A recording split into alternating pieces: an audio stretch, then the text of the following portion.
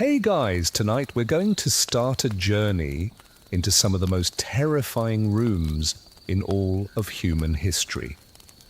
These were rooms where the screams were so loud you could hear them from the street outside. Rooms where speed was considered far more valuable than precision, and where just surviving the ordeal was nothing short of a miracle. Try to imagine yourself lying on a hard wooden table, completely and totally awake, watching a surgeon walk toward you with a blood-stained sore. There are no pills to numb the pain, no gas to knock you out. There are only 4 very strong men to hold you down while that blade begins to cut into your flesh. This was the reality of surgery before the year 1846. This was medicine before 3 specific substances would arrive and transform these butchers into gods. Before we step into that blood-soaked operating theatre together, I need your help with something that's small but really is meaningful. If you find yourself captivated by the story tonight, if you feel that little spark of curiosity, or maybe even a chill running down your spine, would you consider subscribing and giving this video a like? And hey, I am genuinely curious about something. Where in the world are you watching from right now? And what time is it where you are? Drop a comment down below.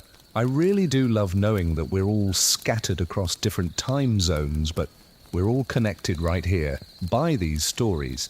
Now go ahead and dim those lights, get comfortable, maybe turn on a fan for some gentle white noise, and let's travel back to a time when medicine was both a miracle and absolutely horrifying. Picture London, the year is 1842. Gaslight is flickering through the grimy windows of University College Hospital. Outside, the city is humming with the sounds of horse-drawn carriages and the calls of street vendors. But inside, in a cramped amphitheatre up on the 2nd floor, a very different kind of sound is about to pierce the air. It's a sound that would haunt every single person who heard it. The room is packed to the gills. Nearly 200 people are crammed onto ascending rows of wooden benches. You've got the medical students down in the front, their notebooks at the ready. Behind them, you have the general public, people who paid good money for what they considered to be entertainment. Yes, you heard me right. Entertainment. Because back in Victorian England, watching a surgery was a spectator sport. It was like going to the theatre, except the drama unfolding on stage was horrifyingly real. At the very center of it all stands an operating table. This isn't one of those sterile, adjustable metal tables you might picture from a modern hospital. No, this is just a wooden slab, stained dark from the blood of countless patients who came before. And beside it, laid out almost like tools in a butcher's shop, are the instruments. Saws with large, jagged teeth, knives of all different sizes, their edges honed to a razor's sharpness, and hooks, brutal-looking hooks, for pulling back skin and muscle. The air itself is thick with the smell of unwashed bodies, of old blood, and something else. Fear. Now here is the thing that's going to sound absolutely insane to us, sitting here comfortably in the 21st century. Every single person in that room knew exactly what was about to happen. The patient knew, the surgeon knew, the crowd knew. There was going to be screaming, there was going to be blood, there was going to be a kind of pain that is almost impossible for us to imagine. And everyone just accepted it. They accepted it because, really, what other choice did they have? And then Robert Liston enters the room. If you've ever heard the phrase, the fastest knife in the West End, well, that was him. Liston was a giant of a man, standing over 6 feet tall in an era when the average height was just 5'6". His hands were so strong, it was said he could crush a man's forearm. He always wore an apron that was so stiff with dried blood, it could practically stand up on its own. In those days, that was a badge of honor. The more blood you had on your apron, the more experienced you were considered to be. The concept of hygiene wasn't even on the radar. Liston's claim to fame wasn't his precision, and it certainly wasn't his bedside manner. It was his speed. Because in the days before anesthesia, speed was literally the difference between life and death. The longer a patient had to stay on that table, conscious and feeling every single cut, every saw through their bone, the greater the chance they would die. They could die from the shock, from the blood loss, or from the sheer trauma of it all. And Liston, he was fast. Frighteningly fast. He could amputate a leg in 25 seconds, just 25 seconds. Think about that for a moment.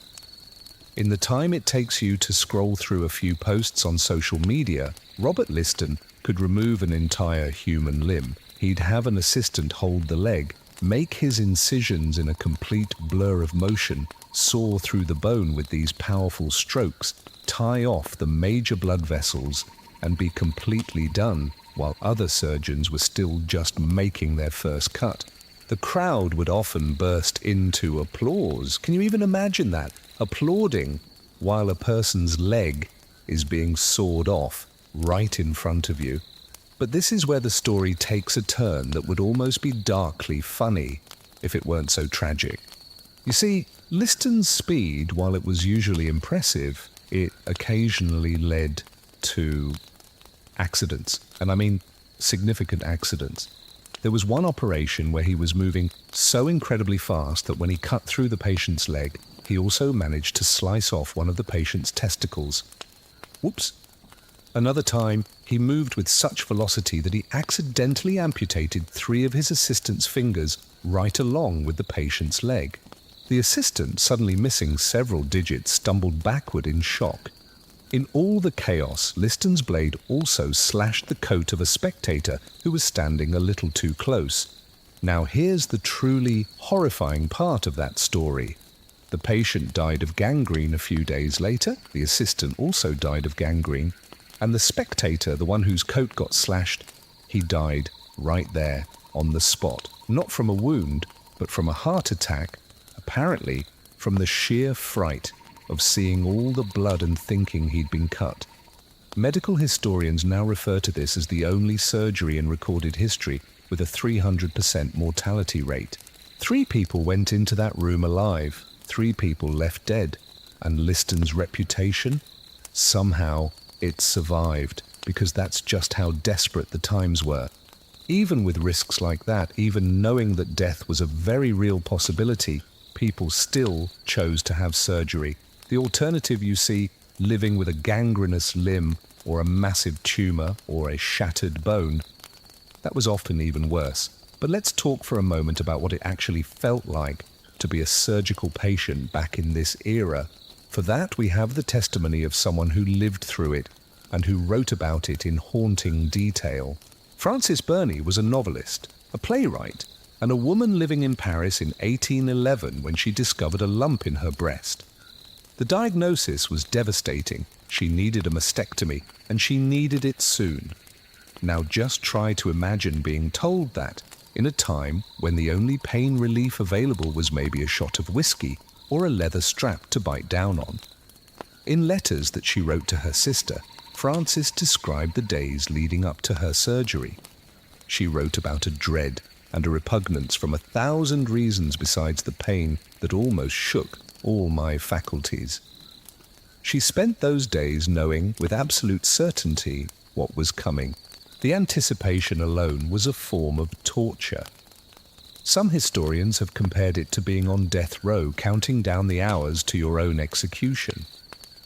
On the day of the operation, Frances was blindfolded.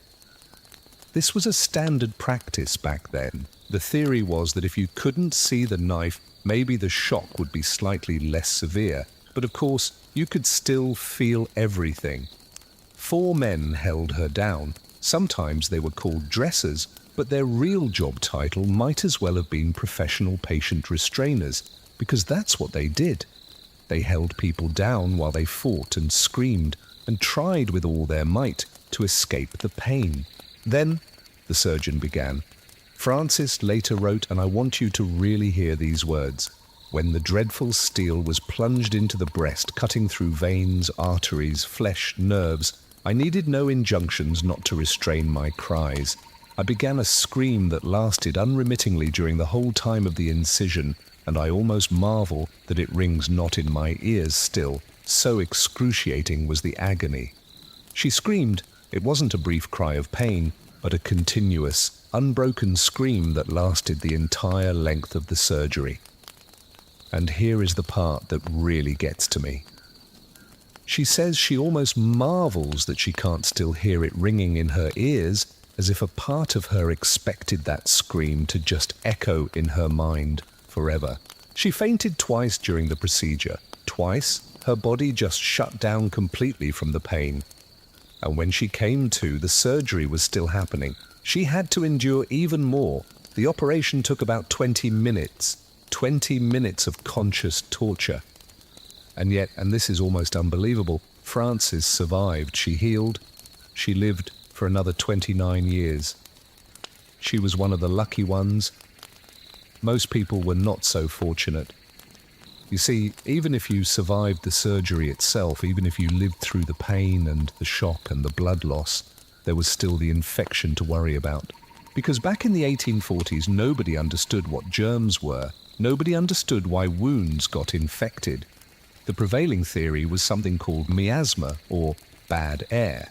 Doctors literally thought that foul-smelling air was what caused disease.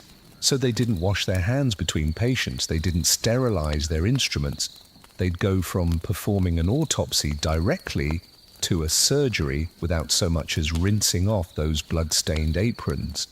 Those aprons were worn with pride, day after day, never washed. The result of all this was predictable. Infection was almost guaranteed.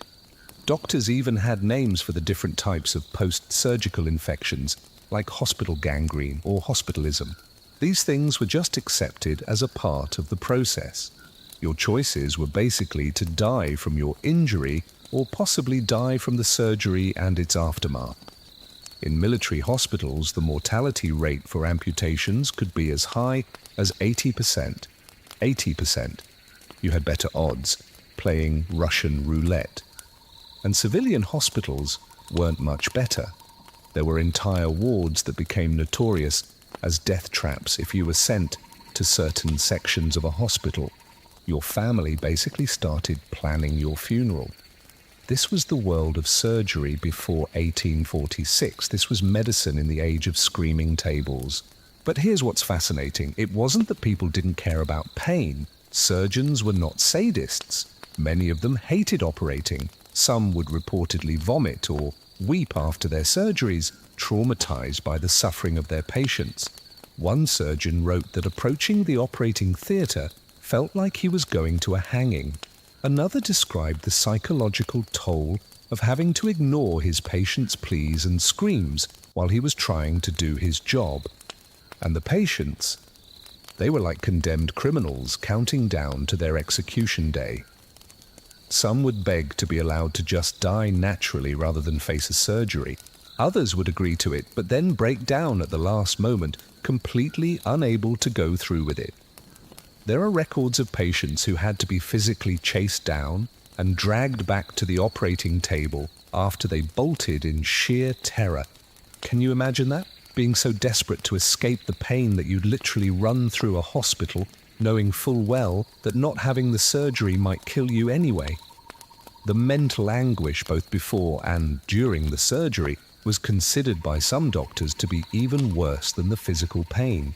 The anticipation, the fear, the absolute certainty that you were about to experience the worst agony of your life, it destroyed people psychologically. And the screams, oh, the screams. Hospitals were built with thick walls, partly for this reason, but even thick walls couldn't completely muffle the sounds. People walking past hospitals would sometimes hear the screaming right from the street. Imagine just going about your day in Victorian London, passing by a hospital, and hearing someone's agony echoing out into the city. It must have been like walking past a torture chamber. Some surgeons did try to develop techniques to minimize the suffering. They'd massage a patient's limb for days before a surgery, trying to desensitize the area. They would practice ambidextrous cutting so they could work faster. They'd talk to their patients beforehand, trying to mentally prepare them for what was coming. But at the end of the day, there was only so much you could do. The fundamental problem remained. Surgery hurt. It hurt more than most of us can possibly imagine, and there was no real way to stop that pain. Until 3 substances changed everything. 3 chemicals that would transform medicine so completely, so utterly, that within a single generation, the very idea of conscious surgery would seem barbaric. These substances would turn fumbling, guilt-ridden surgeons into confident miracle workers. They would make the impossible possible. They would allow doctors to reach deeper into the human body than ever before, to perform operations that would have been completely unthinkable just years earlier. They would make Victorian doctors into gods, but, and this part is important, they would also create new horrors, new forms of suffering, because every miracle in medicine comes with a shadow. Every single breakthrough has a cost, and the cost of these 3 substances would be paid in addiction, in accidental death, in social upheaval, and in the creation of problems that we're still dealing with today. The first of these miracles was a simple chemical compound that had been known for years, but it was never properly understood. It was colourless, volatile, and it smelled sweet. In the 1840s, young people would sometimes inhale it at parties just for fun. They called them ether frolics. It made you feel strange, dizzy, disconnected from your own body. And on October 16, 1846, in Boston, Massachusetts, someone finally had the thought, if it can disconnect you from your body at a party, what could it do in an operating room? The answer to that question would change absolutely everything. But that story, the moment when the screaming finally stopped, when surgery became something other than pure torture, that's a tale for the next part of our journey. For now, just remember those operating theatres. Remember Robert Liston and his blood-stiffened apron. Remember Frances Burney and her unending scream. Remember the wooden tables and the unwashed hands and the casual acceptance of agony, because you can't truly appreciate the miracle without first understanding the horror that it replaced. And trust me, the miracle is coming, along with its own brand new set of nightmares. So, let's talk about parties. Specifically, the kind of parties that medical students and young professionals were throwing back in the 1830s and 1840s. Because believe it or not, the substance that would end centuries of surgical torture was first discovered at a party. They called them ether frolics. Picture a parlour in a small American town. Gas lamps are casting a warm light on the wallpapered walls. A group of young men, and occasionally women, are gathered around, passing a cloth that's been soaked in a clear, sweet-smelling liquid. Someone would hold it to their face, inhale deeply, and within just a few seconds, they'd start acting absolutely ridiculous. They'd be stumbling around, laughing hysterically at nothing, feeling no pain at all when they bumped into furniture or even fell down. One observer described it as being exhilarated beyond measure, feeling euphoric, invincible, completely disconnected from their own body. And then, after a few minutes, they'd come back to normal, with nothing worse than maybe a slight headache. It was just entertainment, a parlour trick, something that bored young people did for fun. It was like the Victorian equivalent of, I don't know, trying a new TikTok trend. And for decades, nobody thought to connect this party drug with the screaming patients we just talked about. Isn't that wild? The solution was right there, being inhaled for fun at social gatherings, and the entire medical establishment just didn't see it. Sometimes the most revolutionary ideas are hiding in plain sight, just waiting for someone to make a connection that seems obvious in hindsight, but is invisible in the moment. That someone was a dentist named William Morton. Now, before we get to Morton's big moment, I need to tell you about the drama, because there is always drama when it comes to medical breakthroughs. Morton wasn't working alone. He had a partner, another dentist, by the name of Horace Wells. And Wells actually tried using nitrous oxide, laughing gas, for dental surgery first, back in 1844. But here's the thing about being a pioneer. Sometimes you fail, and you fail spectacularly, right in front of everyone who matters. Wells arranged a public demonstration at Harvard Medical School. Just imagine the pressure. All of these prestigious doctors and students are gathered to watch you prove that your crazy idea actually works. Wells administered the nitrous oxide to a patient who needed to have a tooth pulled. The gas took effect. The tooth was extracted, and then the patient screamed. Maybe Wells hadn't given him enough of the gas. Maybe the timing was off. Maybe the patient was just particularly sensitive to pain. Whatever the reason, the demonstration was a complete disaster. The audience literally laughed at Wells and Morton. Medical students, these future doctors, were mocking them. One account says they hissed and booed like they were at a bad theatre performance. Wells was humiliated, completely devastated. His reputation never recovered, and tragically, he would later take his own life. It's one of those heartbreaking stories where someone was so close to greatness, but the timing and the luck just weren't on their side. But Morton, he didn't give up. He'd been attending chemistry lectures at Harvard, listening to a Professor Charles Jackson talk about ether and its properties. Jackson mentioned, almost casually, that ether could render a person unconscious or even insensate, meaning unable to feel. Morton's brain made the connection.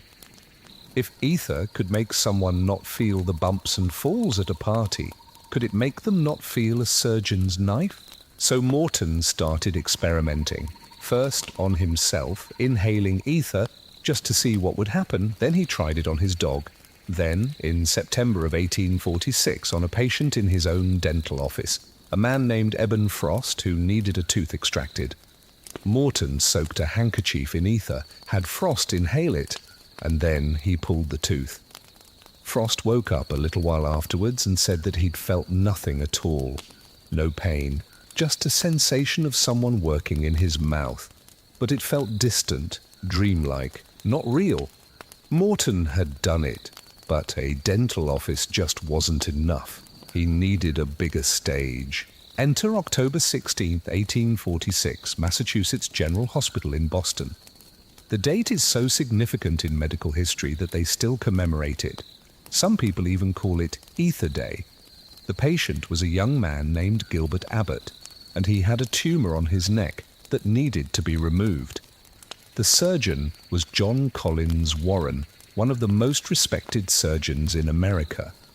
He was a man in his 60s who had spent his entire career operating on conscious, screaming patients. Warren was skeptical of this whole ether business. Most surgeons were. They had seen too many miracle cures that turned out to be nothing more than snake oil. But he agreed to let Morton try. Maybe it was out of curiosity. Maybe it was out of hope. Maybe it was because after decades of hearing his patients scream, he was willing to try anything. The operating theatre was packed. Medical students, other doctors, hospital staff, everyone wanted to see if this young dentist was a genius or a complete charlatan. Morton was late. He had been frantically working with an instrument maker to create a special inhaler for the ether. He was hoping to patent it, to make money off of his discovery. When he finally rushed in, Warren apparently made a dry comment about how they might as well proceed without him. But Morton was there, and the demonstration began. He placed his inhaler, which was basically a glass globe with a wooden mouthpiece, over Abbott's face. The young man breathed in the ether vapor. His eyes fluttered, his body relaxed.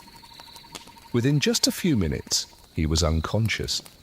And then Warren made his first incision. There was no scream, there was no struggle.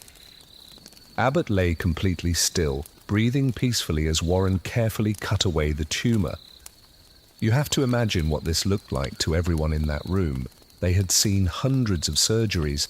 They knew what surgery was supposed to sound like. The cries, the begging, the sounds of pain that would haunt you for the rest of your life. Every single person there had that sound memorized. And now, silence. Just the sound of the surgeon's instruments, the quiet focus of the work itself.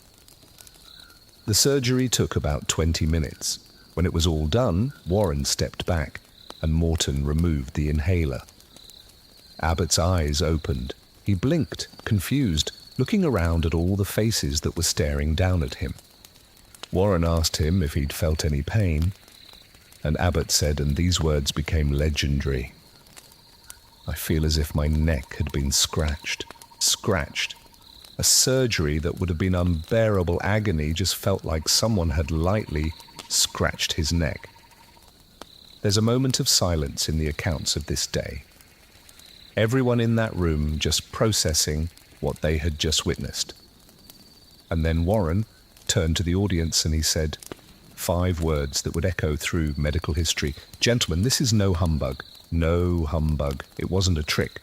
This was real. Can you imagine the electricity in that room? The realization just spreading through everyone present that they had just witnessed a turning point in human history. That surgery, this thing that had always been a desperate last resort, a terrifying ordeal, might actually become manageable. But this is where the story gets messy. Because Morton wanted to profit from his discovery, he tried to patent ether under the name lithium, keeping the actual substance a secret. He wanted to be the only person who could legally use it and charge fees for every single surgery. And Professor Charles Jackson, remember him, the chemistry professor?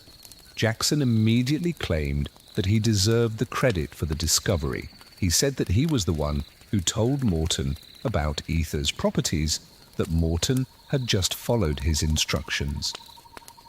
Then there was Crawford Long, a doctor in Georgia, who had actually used ether for a surgery back in 1842, 4 years before Morton, but he had never published his findings.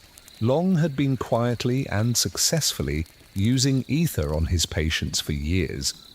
But because he hadn't told anyone outside of his small, rural practice, nobody knew about it. So now you had 3 men, all claiming to be the first to discover anesthesia. Morton and Jackson became bitter enemies, fighting over the credit for decades. Long tried to assert his claim, but he was largely ignored because he hadn't published his work. The dispute got so heated that it went all the way to the US Senate. Morton spent his entire fortune on legal battles and publicity campaigns. He died broke and bitter in 1868, never receiving the recognition or the money that he felt he deserved. It's kind of tragic, isn't it? This miracle that ended so much suffering, and the people who were involved in discovering it spent years just fighting each other instead of celebrating what they had accomplished together. But while the inventors were arguing, the invention itself was spreading like wildfire. News of the successful surgery traveled fast. Within just a few months, hospitals all across America and Europe were trying ether. That surgeon Robert Liston, the speed demon we met earlier, he got his hands on ether in December of 1846, just 2 months after the demonstration in Boston. Liston performed a leg amputation using ether. His patient was a butler named Frederick Churchill. Before the surgery began, Churchill was terrified, as anyone would be, but after breathing the ether, he drifted off peacefully. Liston performed his usual lightning-fast amputation. When Churchill woke up afterwards, he looked around in confusion and asked Liston, "When are you going to begin?" The surgery was already done. His leg was already gone, and he had felt nothing. Liston, this surgeon who had made his career on speed because speed meant less pain, who had developed that reputation for being the fastest knife in the West End, he turned to his audience and said, "This Yankee Dodge gentleman beats mesmerism hollow." Even he was amazed. And Liston was not a man who was easily impressed. Within a year, ether was being used in hundreds of hospitals. Within 2 years, thousands. Surgeons who had dreaded going to work, who had been haunted by their patients' screams, suddenly found their jobs completely transformed. They could take their time. They could be more careful, more precise. They could attempt surgeries that would have been impossible when the patient was thrashing around and screaming. The American Civil War, which started in 1861, used anesthesia extensively. The Union Army alone performed over 80,000 surgeries during the war, and out of those 80,000 operations, only 254 were done without some kind of anesthetic. Only 254. Just think about what that means.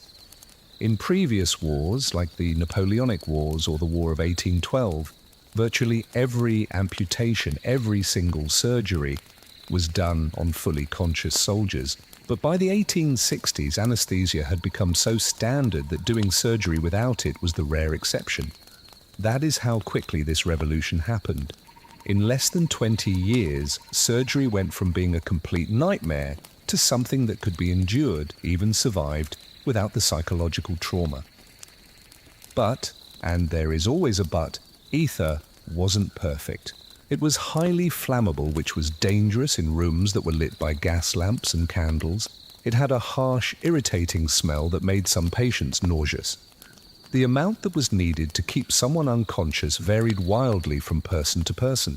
If you gave too little, they would wake up mid-surgery. If you gave too much, they might never wake up at all. And sometimes people died.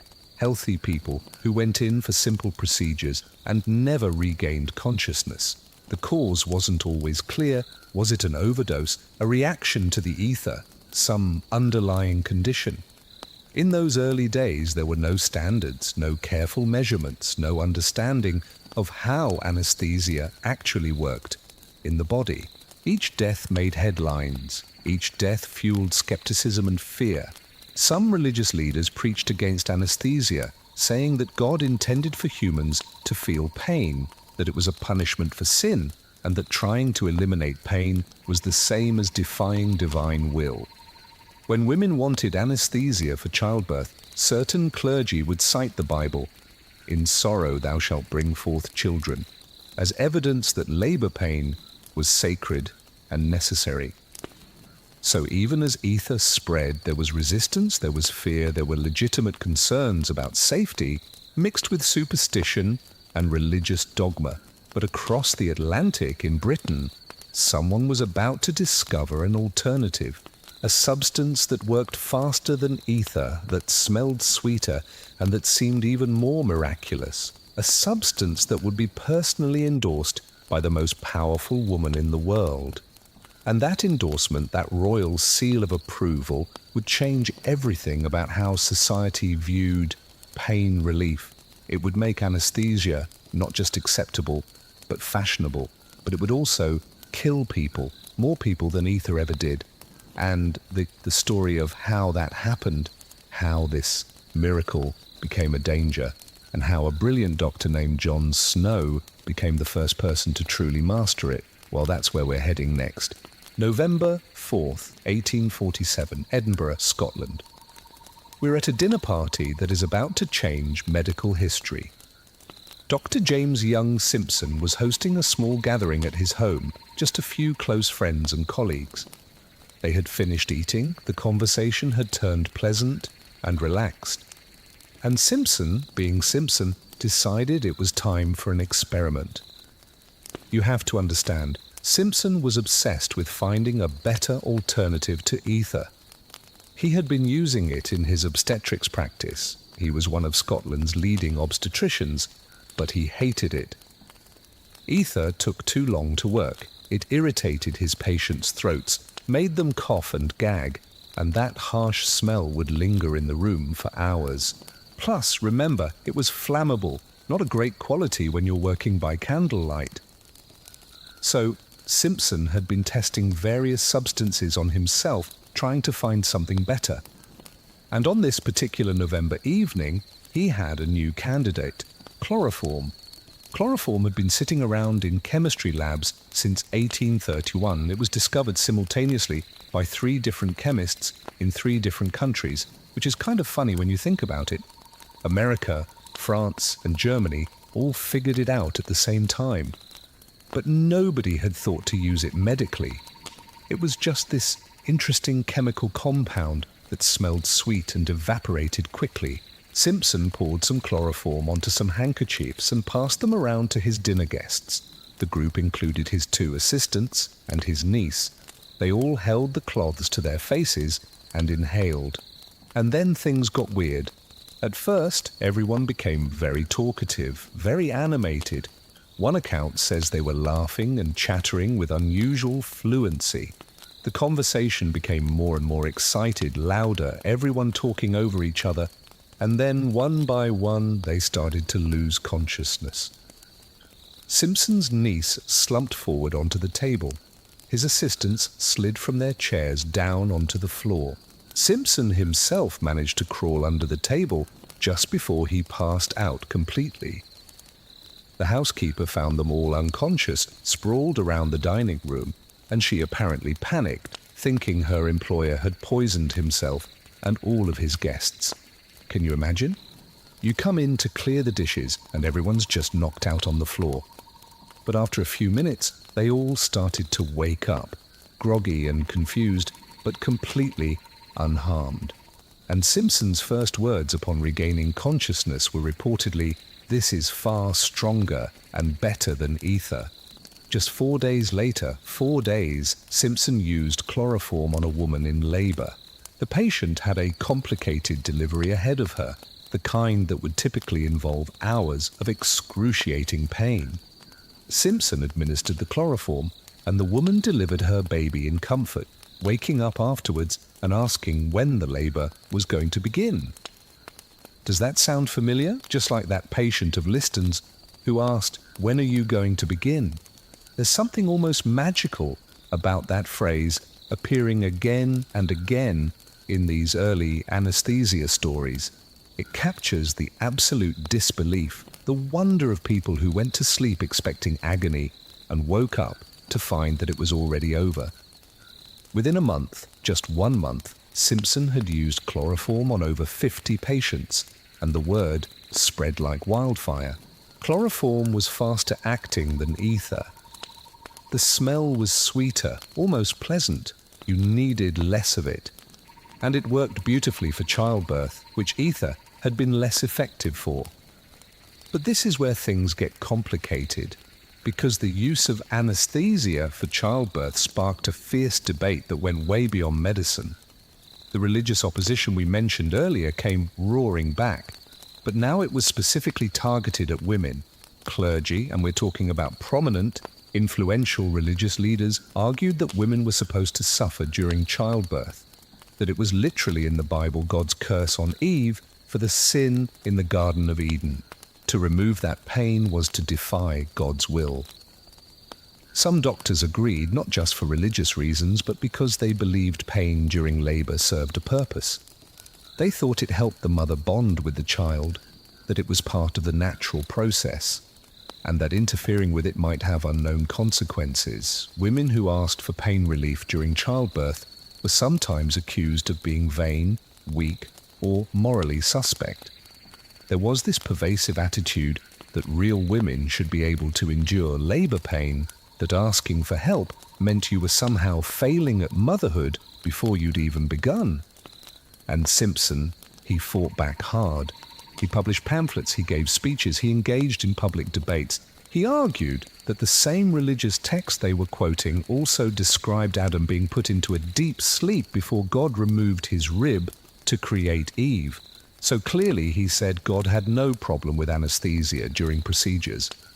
But the debate raged on, and chloroform's reputation was also taking hits for another reason. People were dying. The first chloroform death happened in 1848, just months after its introduction. A 15-year-old girl named Hannah Greener was having an ingrown toenail removed, a minor procedure, nothing serious at all. She was given chloroform, and within minutes, she was dead, just gone. No warning, no obvious cause, just sudden death. And it kept happening. Not often, but regularly enough to be terrifying.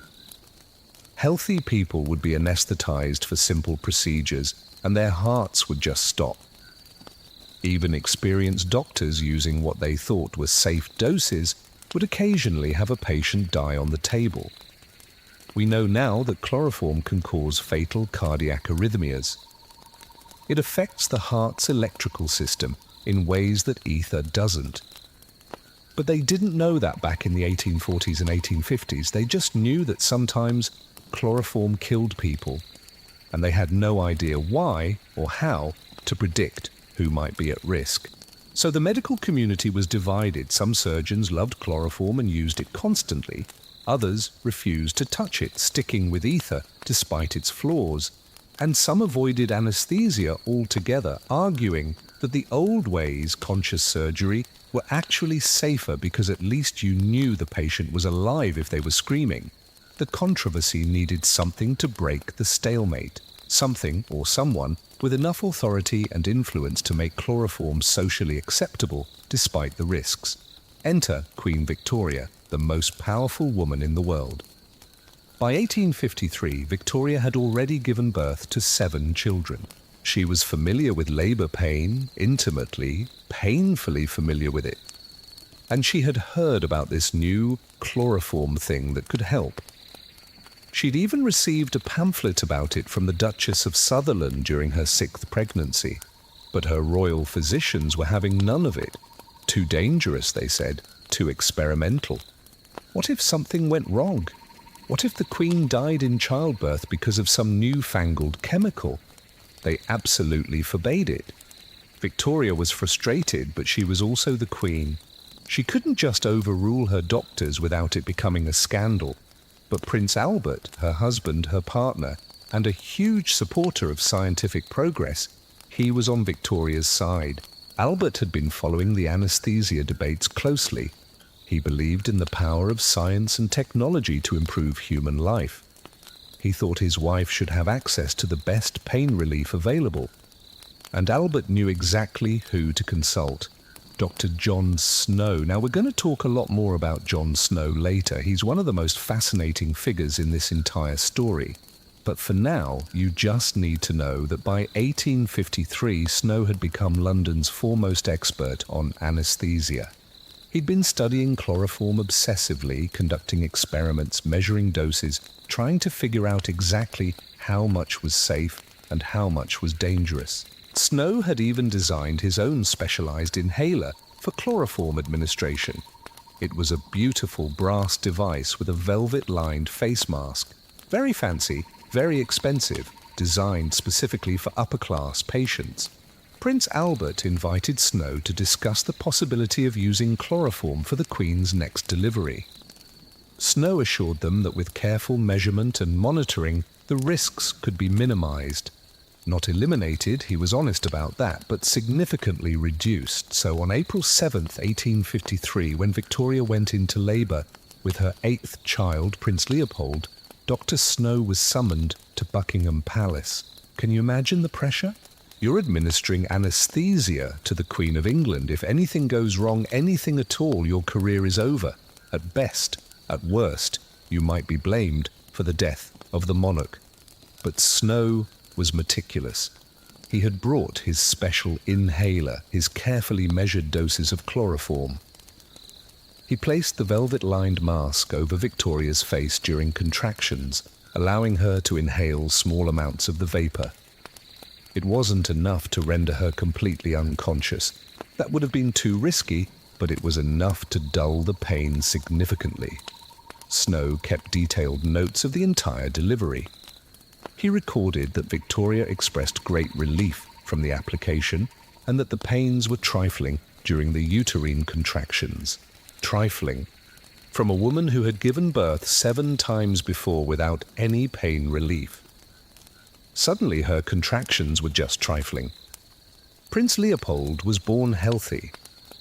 Victoria recovered quickly, and she was so satisfied with the experience that she specifically requested Snow's services again 4 years later, in 1857, for the birth of Princess Beatrice. After that second successful royal delivery, people started calling chloroform anesthesia à la reine, or anesthesia in the manner of the Queen. And suddenly, everything changed. If it was good enough for Queen Victoria, chosen by God, head of the Church of England, the most powerful woman on the planet, then how could anyone argue that it was against God's will? How could clergy claim it was immoral when the Queen herself had used it? The religious objections didn't disappear completely, but they lost most of their power. Women all across Britain, and then across Europe and America, began requesting chloroform for their deliveries. It became not just acceptable, but fashionable. There's a great story, it's possibly apocryphal, but I love it anyway, about how one of the babies delivered under chloroform was supposedly named Anesthesia by her grateful mother. Simpson apparently told this story often, though historians now believe the baby was actually named Wilhelmina. But the fact that the story spread, that people believed it and repeated it, that tells you something about the enthusiasm surrounding this new technique. Chloroform use absolutely exploded, not just for childbirth, but for all kinds of surgeries and dental procedures. By the 1860s, chloroform had become the anesthetic of choice in Britain and much of Europe, while America mostly stuck with ether. And this is where the geographical split becomes interesting. British and European doctors loved chloroform. It was faster, it smelled better, it worked beautifully. American doctors were more cautious, aware of the cardiac death risk, and they tended to prefer ether despite its drawbacks. This divide would last for decades. Even during the American Civil War, Union surgeons primarily used ether, or a mixture of ether and chloroform, while Confederate surgeons, when they had access to anything at all, used more chloroform, partly because Britain was supplying the Confederacy. But whether you were in London or Boston, whether you preferred ether or chloroform, the fundamental reality was the same. Surgery had been transformed. Within just a decade of that first demonstration in Boston, the screaming had largely stopped. Operating theatres were quieter places now. They were still bloody, and we'll get to that problem shortly, but they were quieter. Surgeons could work without having to rush, without having to ignore their patient's agony. They could attempt more complex procedures, going deeper into the body, taking risks that would have been unthinkable when the patient was thrashing in pain. Anesthesia made doctors powerful in a way they had never been before. It made the impossible possible, but it also created new problems that we are still grappling with today. Because once you discover that you can eliminate pain, the question becomes, should you? For what purposes? With what safeguards? And what happens when these powerful substances escape the operating room and enter everyday life? Because while doctors were celebrating their new abilities, while Queen Victoria was blessing chloroform with her royal approval, something else was happening, something darker. These substances that could eliminate pain during surgery could also eliminate other kinds of pain, emotional pain, the pain of grief, of poverty, of despair. And there was another substance, older than ether or chloroform, that had been used for thousands of years, that was about to become the most commonly used drug in Victorian society. A drug that would be given to everyone, from queens to factory workers, from babies to the elderly. A drug that would create one of history's most widespread addiction epidemics, hidden in plain sight, simply because it was considered medicine. That story, the dark shadow behind the miracle. That's where we're going next. Walk into any corner shop in Victorian England, a chemist, a grocer, even a general store. And sitting right there on the shelf, between the tea and the sugar, you would find bottles of laudanum, dark glass bottles with handwritten labels costing about a penny for 20 drops, 1 penny, the same price as a pint of beer. And inside those bottles was 10% opium dissolved in alcohol, sometimes up to 50% alcohol, depending on who made it. Add in some spices to mask the bitter taste, cinnamon, saffron, maybe a bit of honey. And you had what Victorians called the aspirin of the 19th century. Except aspirin doesn't get you addicted. Aspirin doesn't slowly destroy your life while everyone around you considers it perfectly normal medicine. Here's what just blows my mind. We're talking about the same substance that comes from opium poppies, the same base ingredient that gives us morphine, heroin, all the opioids we are so careful about today. And in Victorian times, you could buy it more easily than you can buy cold medicine now. No prescription needed, no questions asked, no age limit. Got a toothache? Laudanum. Can't sleep? Laudanum. Crying baby? Give the baby laudanum. Period cramps? Laudanum. Feeling sad? Laudanum. Got a cough? Laudanum. It was the universal cure-all. And nobody thought there was anything wrong with this until it was far, far too late. The story actually starts way back in the 16th century with a Swiss-German physician named Paracelsus. You might have heard his famous quote, "Only the dose makes the poison." It's ironically appropriate given what he invented. Paracelsus discovered that opium's active ingredients dissolved better in alcohol than they did in water. Before him, people had been trying to make opium remedies with water and just getting weak, inconsistent results. But alcohol extracted all those powerful alkaloids beautifully. He called his creation laudanum from the Latin word laudare, meaning to praise, because this medicine was worthy of praise. It worked. It really, really worked. Pain disappeared. Anxiety melted away. Sleep came easily. Of course, Paracelsus being Paracelsus, his original recipe also included powdered gold and crushed pearls, because apparently opium and alcohol just weren't fancy enough. Thankfully, later physicians simplified the formula. By the Victorian era, laudanum had become absolutely ubiquitous, and I mean it was everywhere. Every household had some, every doctor prescribed it. Every pharmacy stocked multiple varieties of it, different strengths, different flavors, different brands. There were pills too. Opium pills that were coated in different materials depending on who was buying them. A varnish coating for working class customers, silver for the wealthy, gold for the very, very rich, because even your medicine needed to reflect your social status, apparently. But here's the thing about laudanum that made it so insidious. It worked. It genuinely relieved pain. It calmed anxiety. It helped people sleep. In an era with very few effective medicines, when cholera and typhoid were common, when dysentery could kill you, when there was no such thing as antibiotics, laudanum was one of the only remedies that actually did what it promised. So people took it. Of course they took it. If you are in pain and someone offers you relief, you take it.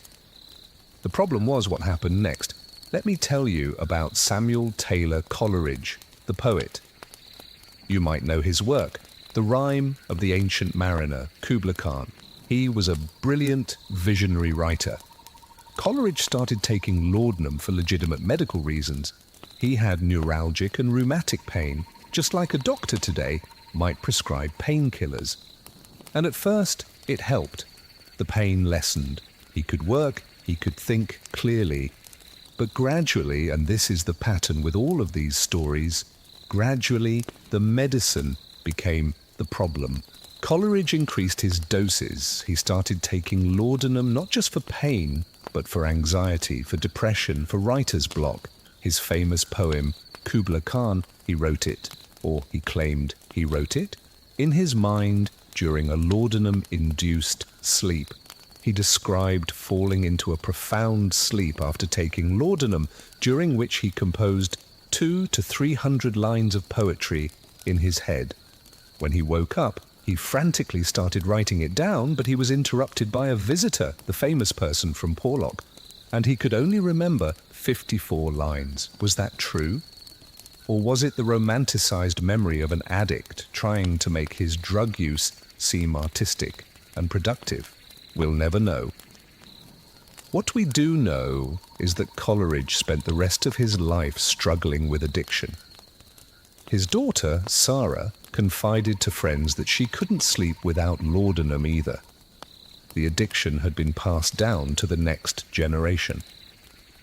Coleridge tried repeatedly to quit, sometimes successfully for a few months at a time, but he always relapsed. The withdrawal symptoms were described as excruciating: violent cramping, nausea, vomiting, sweating, and anxiety so severe it felt like he was dying. And Coleridge wasn't alone, not by a long shot.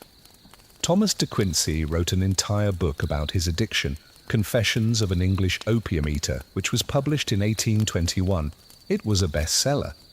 People read it like a lurid tell-all, fascinated by de Quincey's descriptions of opium dreams and the slow degradation of his life. Elizabeth Barrett Browning, one of the most celebrated poets of the Victorian era, took laudanum regularly for a spinal injury. Lord Byron used it. John Keats used it. Percy Bysshe Shelley suffered terrible laudanum-induced hallucinations.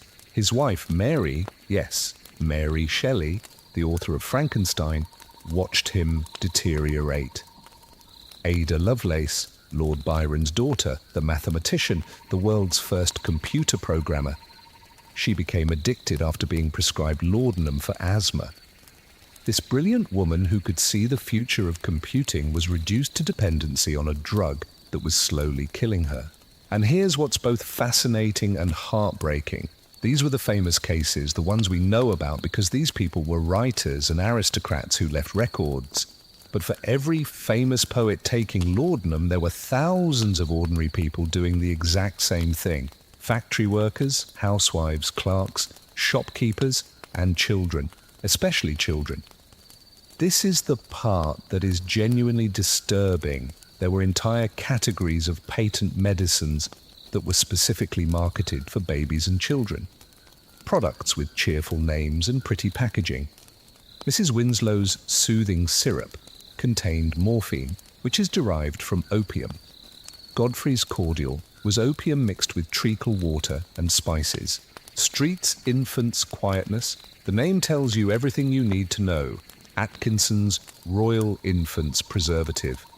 The advertising for these products showed angelic, peaceful children.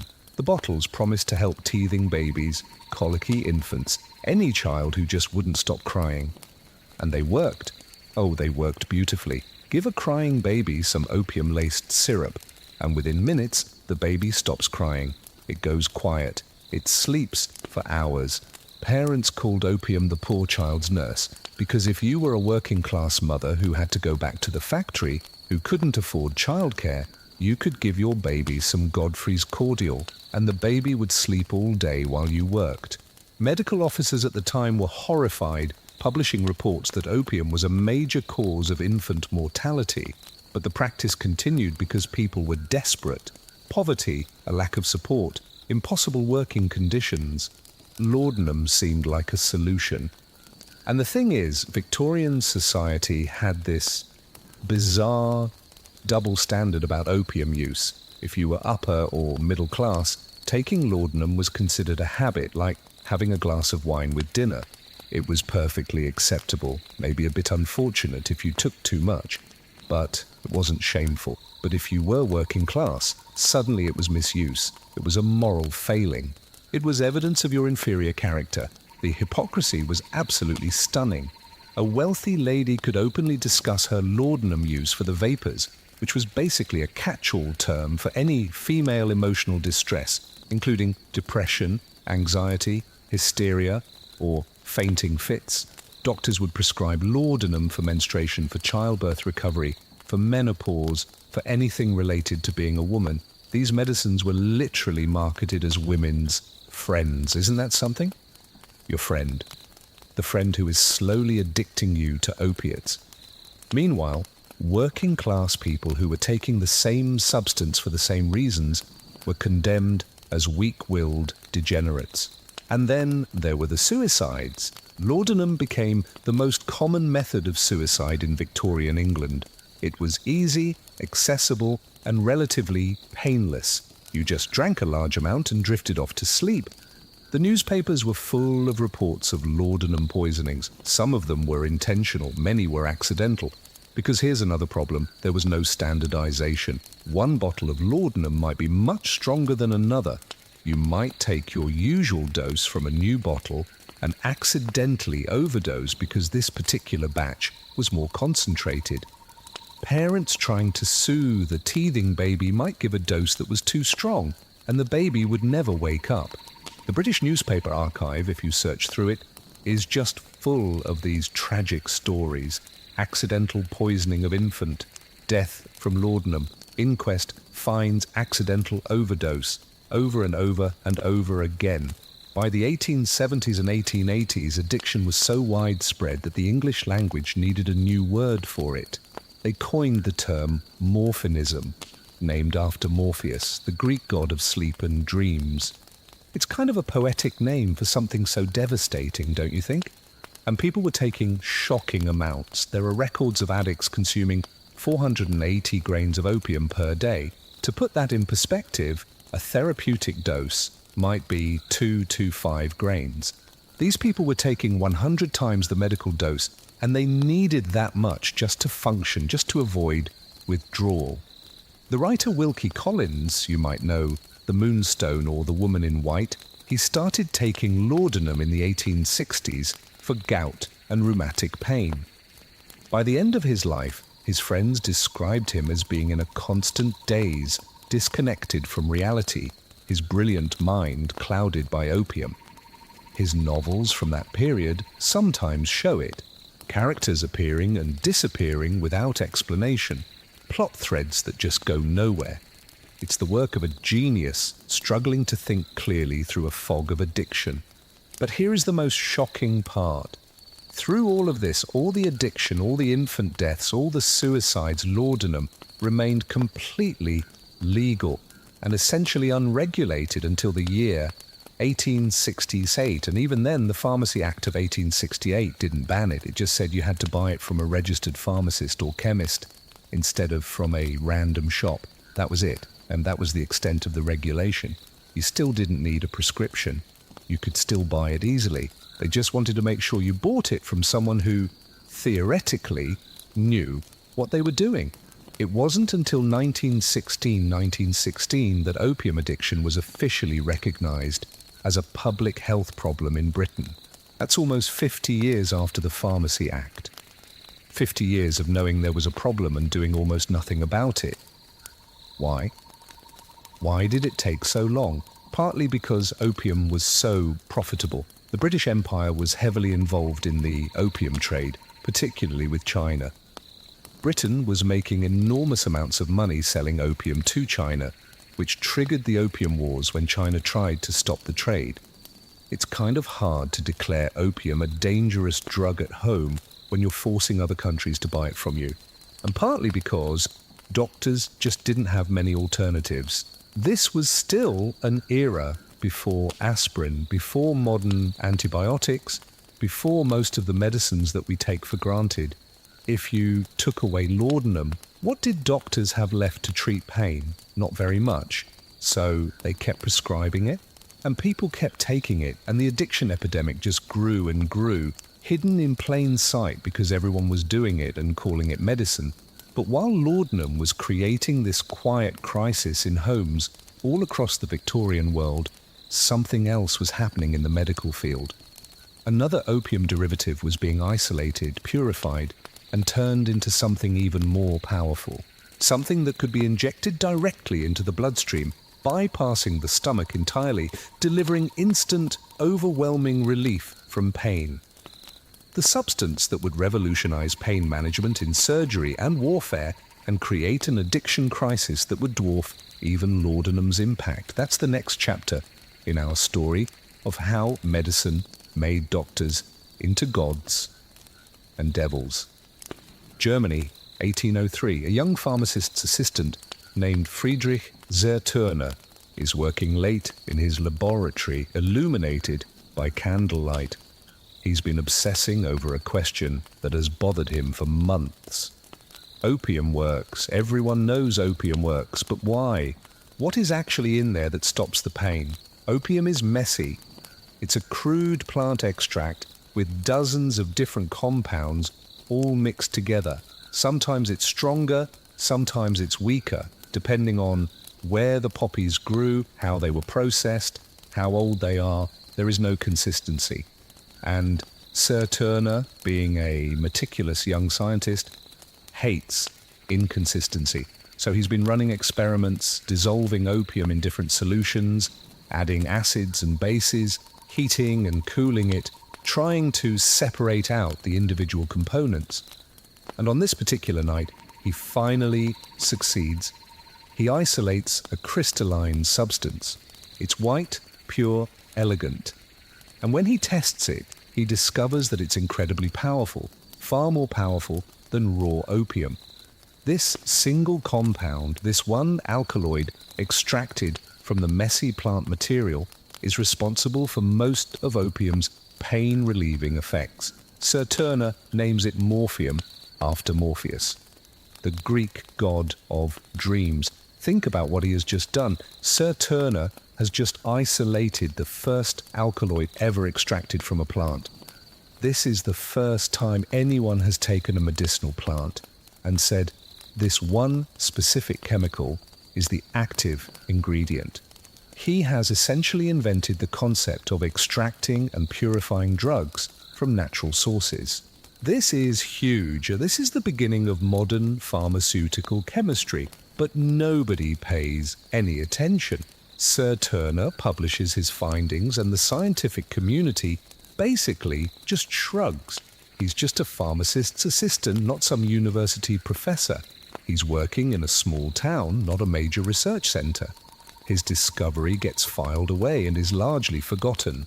It takes another 14 years before other chemists replicate his work and realize the significance of what he's found. By the 1820s, morphine is finally being recognized as revolutionary, and by the 1830s it's being manufactured commercially. Morphine is everything laudanum tried to be, but more so. It's standardized so you know exactly how much you're giving. It's powerful so you need much less to achieve the same effect. And it's pure. No alcohol, no variable plant material, just the isolated compound. Surgeons start using it before operations to calm their patients. Doctors prescribe it for chronic pain, for terminal illnesses, for injuries. And the results are remarkable. Patients who had been suffering for years suddenly find relief. But morphine has one significant limitation in those early decades. You have to swallow it.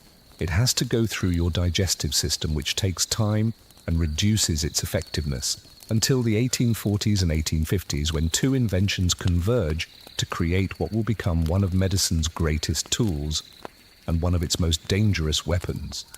First, in Ireland, a physician named Francis Rind develops a crude syringe that can pierce the skin and deliver fluids beneath it. Then in Scotland, Alexander Wood perfects the design, creating the hypodermic needle, as we would recognize it today, a hollow needle attached to a glass syringe capable of injecting medication directly into tissue or even into veins. And someone, probably several people independently, has the idea, what if we inject morphine directly into the bloodstream? The effect is instantaneous. Unlike swallowing laudanum, which takes 30 minutes to an hour to work, injected morphine hits in seconds. One moment you're in agony, the next moment, peace, warmth, a feeling of profound well-being spreading through your entire body. It must have seemed like absolute magic.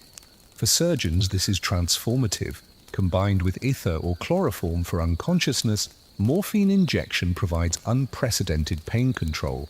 Patients wake up from surgery feeling comfortable instead of agonized. Recovery is easier. Suffering is minimized. And then the American Civil War begins. 1861 to 1865. 4 years of the bloodiest conflict in American history. Over 600,000 dead, hundreds of thousands more wounded. And for the first time in a major war, doctors have both anesthesia and injectable morphine. The Union Army alone, just the Union side, issues nearly 10 million opium pills to its soldiers, plus 2.8 million ounces of opium powders and tinctures, plus uncounted thousands of morphine injections. Just think about those numbers for a second. 10 million pills, 2.8 million ounces in 4 years. That's not treating occasional injuries. That's saturation. Every field hospital, every medical kit, every surgeon's bag is stocked with opiates. And it makes sense, right? If you're a Civil War surgeon, you're dealing with horrific injuries, mini balls shattering bones, artillery shells tearing through flesh, gangrene setting in, amputations by the thousands. You would use every single tool available to ease your patient's suffering. The problem is, the war eventually ends. The soldiers go home. But the morphine doesn't leave their systems that easily. Historians estimate that tens of thousands of Civil War veterans returned home addicted to morphine. So many, in fact, that people started calling it the soldier's disease or army disease. Young men who had gone off to war healthy came back dependent on a drug that was slowly destroying them.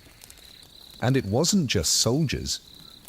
The wives and families of wounded veterans watching their loved ones suffer. They would get morphine from doctors too. The addiction spread through communities like a slow-motion epidemic. By the 1870s and 1880s, America is in the grip of a full-blown opioid crisis. And here's what's shocking. The typical opiate addict in late 19th century America was not some street criminal or social outcast. It was a middle-aged, middle-class white woman. Women made up a huge proportion of morphine addicts. Why? Because doctors prescribed opiates for everything related to being female. Menstrual pain, postpartum depression, menopause, hysteria, nervous conditions. All the vague diagnoses that doctors used when they didn't know what was wrong with a woman but wanted to prescribe something. And the hypodermic needle made it so easy. A quick injection, instant relief. No bitter taste like laudanum, no waiting, just peace. Medical journals from the 1880s are full of warnings, papers with titles like The Opiate Habit and On Morphia Addiction. Doctors were writing to each other, increasingly alarmed, saying things like, physicians who resort too quickly to the needle are lazy, incompetent, poorly trained, and behind the times. But the warnings came too late. By 1895, at the peak of the epidemic, roughly 1 in 200 Americans was addicted to opiates. 1 in 200. In modern terms, that would be over 1.5 million people. And these were not recreational users in the way we think of it today. These were people who had been given morphine by their doctors for legitimate pain and then found they couldn't stop. People who had had surgery and been sent home with morphine for recovery. Mothers who had been prescribed it after childbirth. Workers who had been injured in factory accidents and given morphine for chronic pain. The pharmaceutical industry wasn't helping. They were producing and marketing morphine aggressively. Patent medicines, those unregulated concoctions sold in drugstores, many of them contained morphine without clearly labeling it. You could buy nerve tonics and health restoratives that were basically just morphine in a bottle. And people had no idea. They would take these medicines thinking they were harmless, and weeks later they would realize they couldn't stop without feeling violently ill. The medical profession started to panic. Books were published with titles like The Opium Habit and Alcoholism, describing morphine addiction as a plague. Doctors began opening specialized clinics, addiction treatment centers, trying to help people get clean. But here's the darkly ironic part. The treatment for morphine addiction often involved giving patients heroin.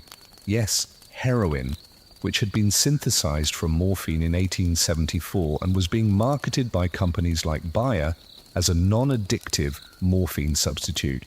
Spoiler alert, it was extremely addictive. We were just solving one addiction crisis by creating another. Throughout all of this, there's a term that keeps appearing in the medical literature, morphinomania. It's got an almost romantic ring to it, doesn't it? Like something from a Gothic novel. But there was nothing romantic about what it described. Morphinomanics, as they were called, were people who had lost complete control of their lives to the drug. They would spend all their money on morphine, neglect their families, lose their jobs.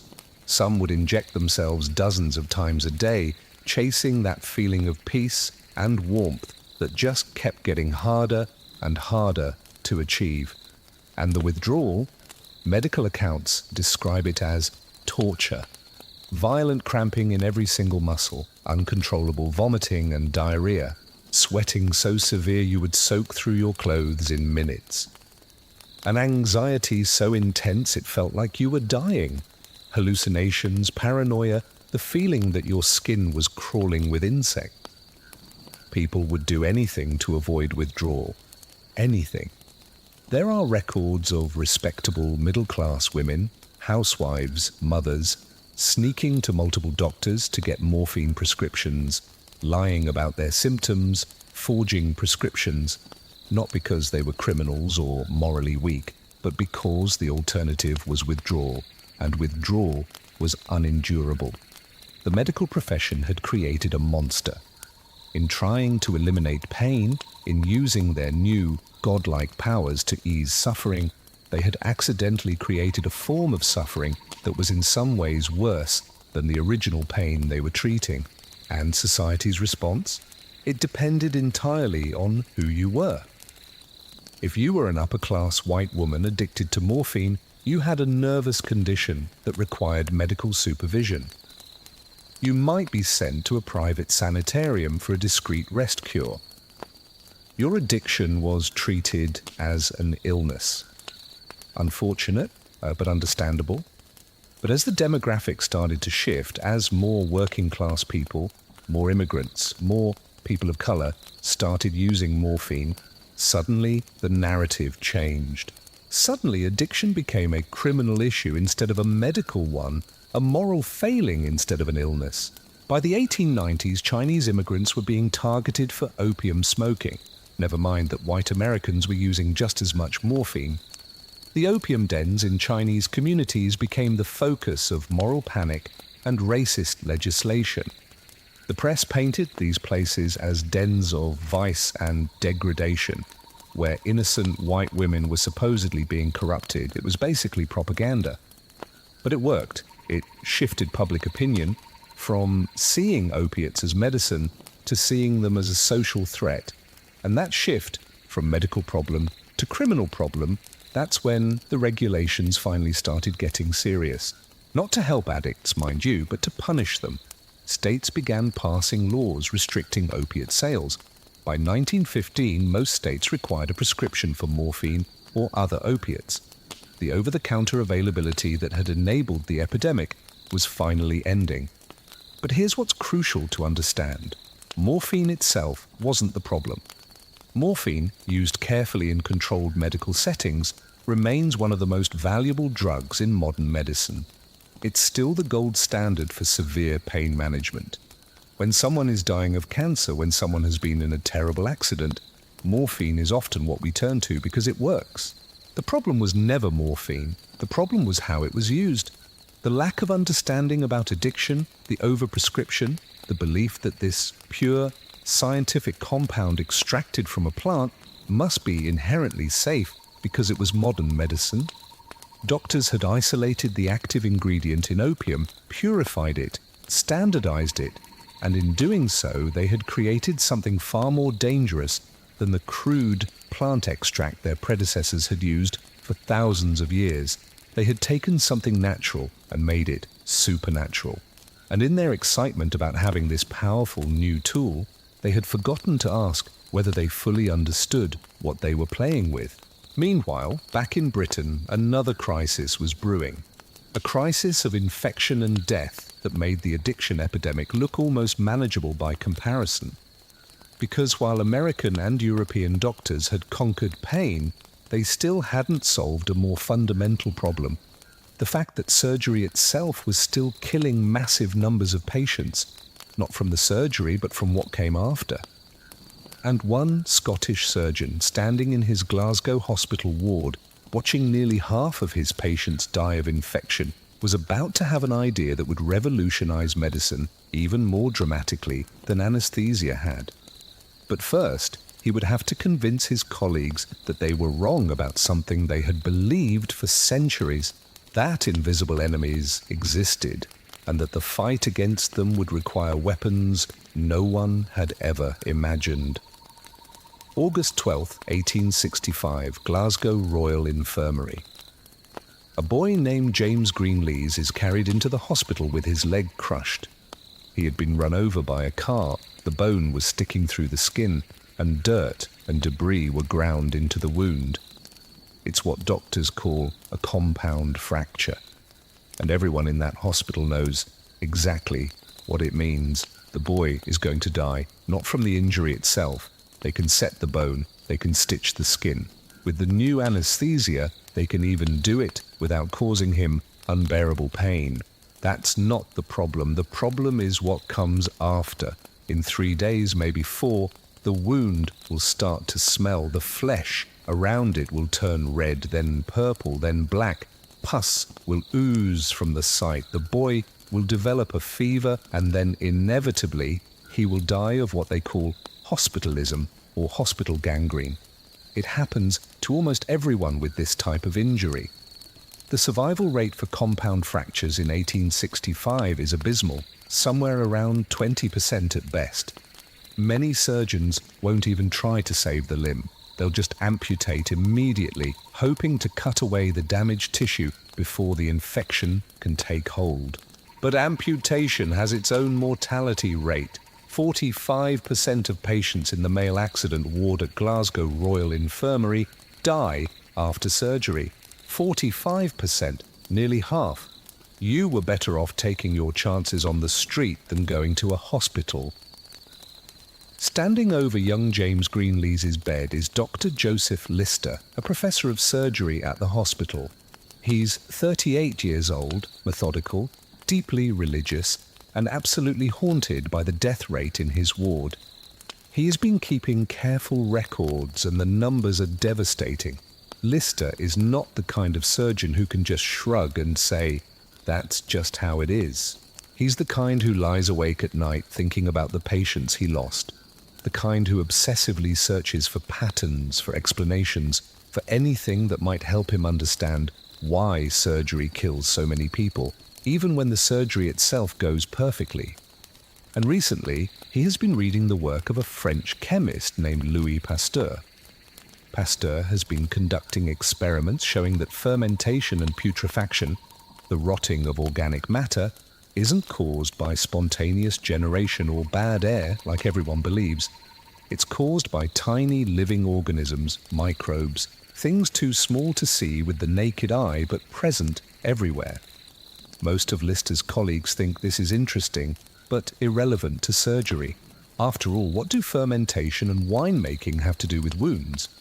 But Lister makes a connection that seems obvious in hindsight, but was revolutionary at the time. If microbes cause organic matter to rot and wounds are organic matter, could microbes be what's causing wound infections? It's just a theory, an idea. But Lister is desperate enough to try anything. He needs an antiseptic, something that can kill these hypothetical microbes before they can enter the wound. He remembers hearing about a substance called carbolic acid being used to treat sewage in the town of Carlisle. The sewage treated with carbolic acid didn't smell as bad, didn't putrefy as quickly. If it can kill the organisms causing sewage to rot, maybe it can kill the organisms causing wounds to rot. So on this August day in 1865, Lister does something radical. After setting James Greenlees' broken leg, after carefully repositioning the bone and stitching the skin, Lister soaks a cloth in carbolic acid and lays it over the wound. Then he wraps the leg in bandages that have also been soaked in the chemical. And then he waits. Day 1, the boy is stable. Day 2, no sign of infection. Day 3, still no smell, no pus, no fever. Day 4, the wound is actually starting to heal. This never happens. Compound fractures don't just heal cleanly, they get infected always. But James Greenlees' wound doesn't get infected, it heals. 6 weeks later, he walks out of the hospital on his own 2 feet. It's one case. It could be a miracle, it could be luck. Lister needs more data, so he tries again and again and again, He experiments with different concentrations of carbolic acid, different methods of application, different types of wounds. He keeps meticulous records of every single case, the injury, the treatment, the outcome, and the results are absolutely stunning. Patients who should be dying are surviving. Wounds that should be festering are healing clean. By 1867, Lister is ready to publish. He writes a series of articles for The Lancet, Britain's premier medical journal, describing his antiseptic method. The articles include detailed case histories, step-by-step instructions, and the statistics. Between 1865 and 1867, mortality in his male accident ward had dropped from 45% down to 15%, 45 down to 15. That's not a marginal improvement, that's a revolution. You would think the medical community would embrace this immediately, right? A simple technique that triples your survival rate. Who wouldn't want that? But here's the thing about revolutionary ideas. They are often resisted most fiercely by the people who should welcome them the most. Many surgeons rejected Lister's method out of hand. Some didn't believe in germ theory, they still thought infections came from bad air or were just an inevitable part of healing. Others tried the carbolic acid technique once or twice, didn't see immediate results and just gave up. Some found the whole system too complicated, too time-consuming, and honestly, some of them were offended. Lister's theory implied that surgeons themselves were responsible for the infections, that their own hands, their instruments, their unwashed aprons were carrying these invisible organisms from patient to patient, that they were essentially killing their own patients through ignorance. That's a very hard thing to accept. Imagine being told that you, personally, through your daily practices, have been causing the deaths of the very people you are trying to save.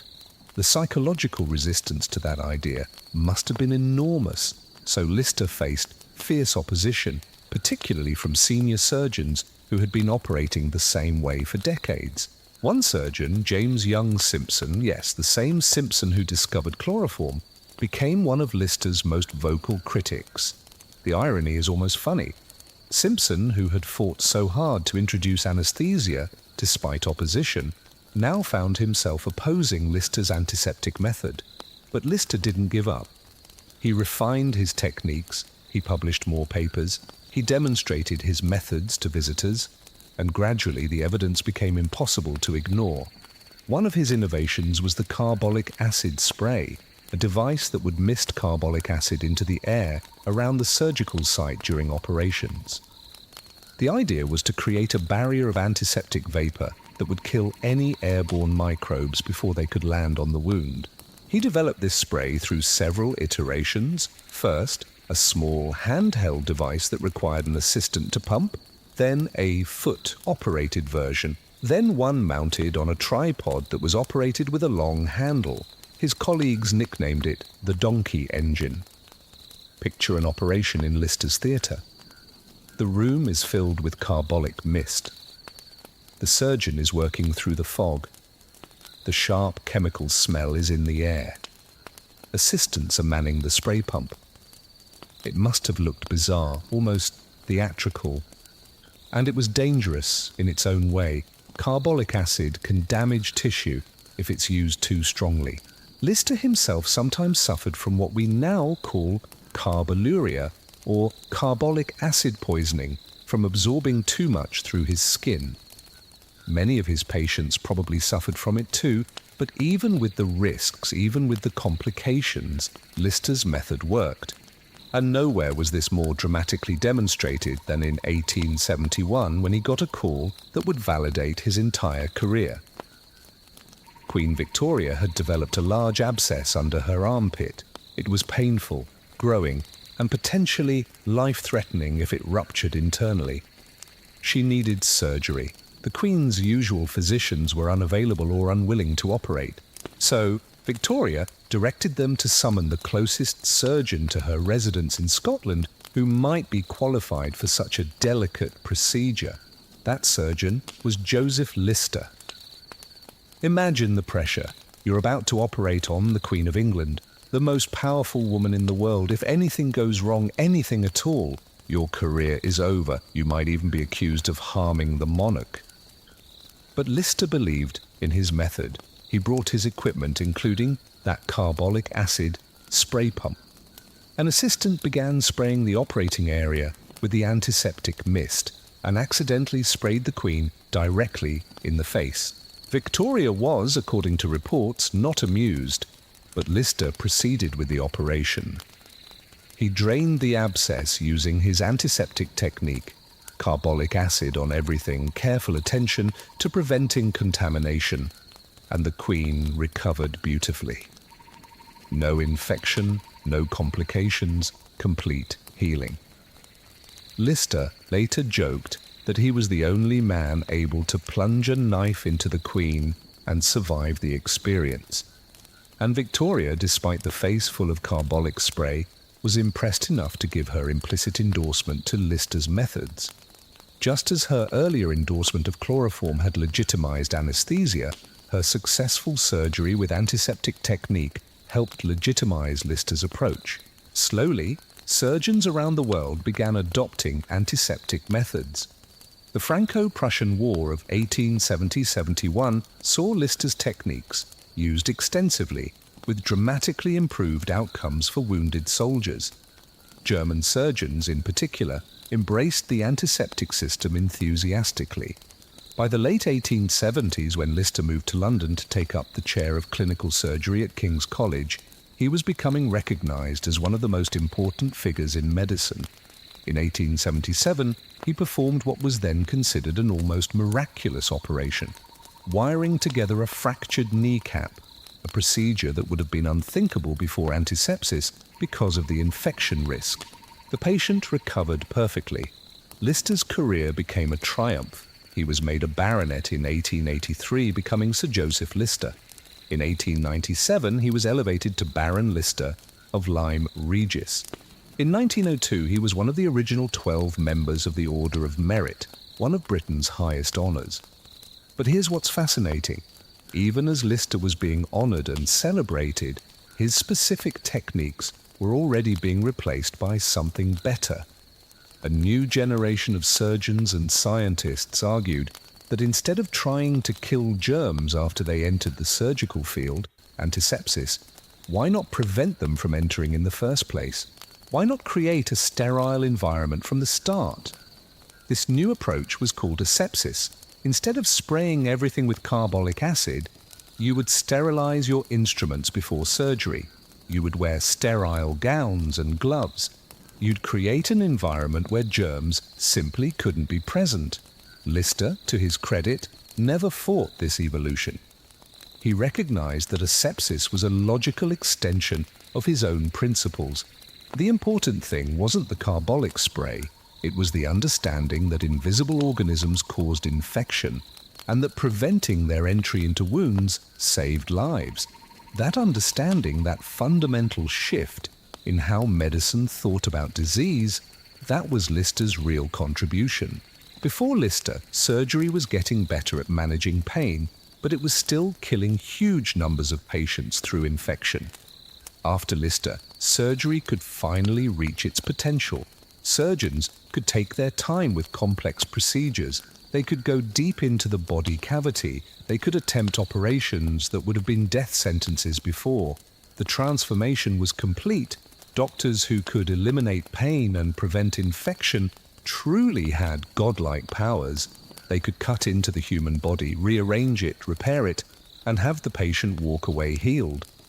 But even as this surgical revolution was creating miracles in operating theatres, the substances that had enabled it, the opiates for pain, the chloroform for unconsciousness, were escaping into the wider world and creating chaos. Because once you give society powerful drugs and tell them these are miracle cures, people find uses for them that doctors never intended. They find ways to access them. They build industries around them. And society has to figure out how to respond when medicine and morality collide. With that collision, that fight over who gets to use these powerful substances and for what purposes. That's the next part of our story. Here's something that might surprise you. Joseph Lister's antiseptic method, the very technique that we just talked about that saved countless lives, it wasn't universally accepted for over a decade. In fact, some of the most respected surgeons in Britain spent years fighting against it, publishing papers, arguing that Lister was wrong, that his statistics were misleading, that his whole theory was complete nonsense. And they had reasons. They weren't good reasons, but they were reasons that made sense to them at the time. Let me take you to a meeting of the British Medical Association in 1869, 2 years after Lister published his findings. The location is Leeds, and a senior surgeon named Thomas Nunneley is giving a speech that's basically a full-scale attack on everything Lister stands for. Nunneley doesn't believe in germ theory. He thinks the whole idea of invisible organisms causing disease is ridiculous. He's been a surgeon for decades, operating successfully, or so he thinks, without any of this antiseptic nonsense. And now this upstart Lister is suggesting that Nunneley and his colleagues have been killing patients through their own ignorance. That was unacceptable. Nunneley argues that wounds heal best when they're exposed to clean, fresh air, that all this chemical treatment is unnecessary, even harmful, that surgeons should focus on cleanliness and good ventilation, not on spraying toxic carbolic acid everywhere. And you know what? He's not entirely wrong about the carbolic acid being toxic. We mentioned earlier that Lister himself sometimes suffered from carbolic poisoning. Patients exposed to strong carbolic solutions could develop chemical burns, kidney damage, even systemic poisoning. One report from 1868 described a surgeon who tried Lister's method exactly as recommended and watched his patient develop severe carbolic acid poisoning.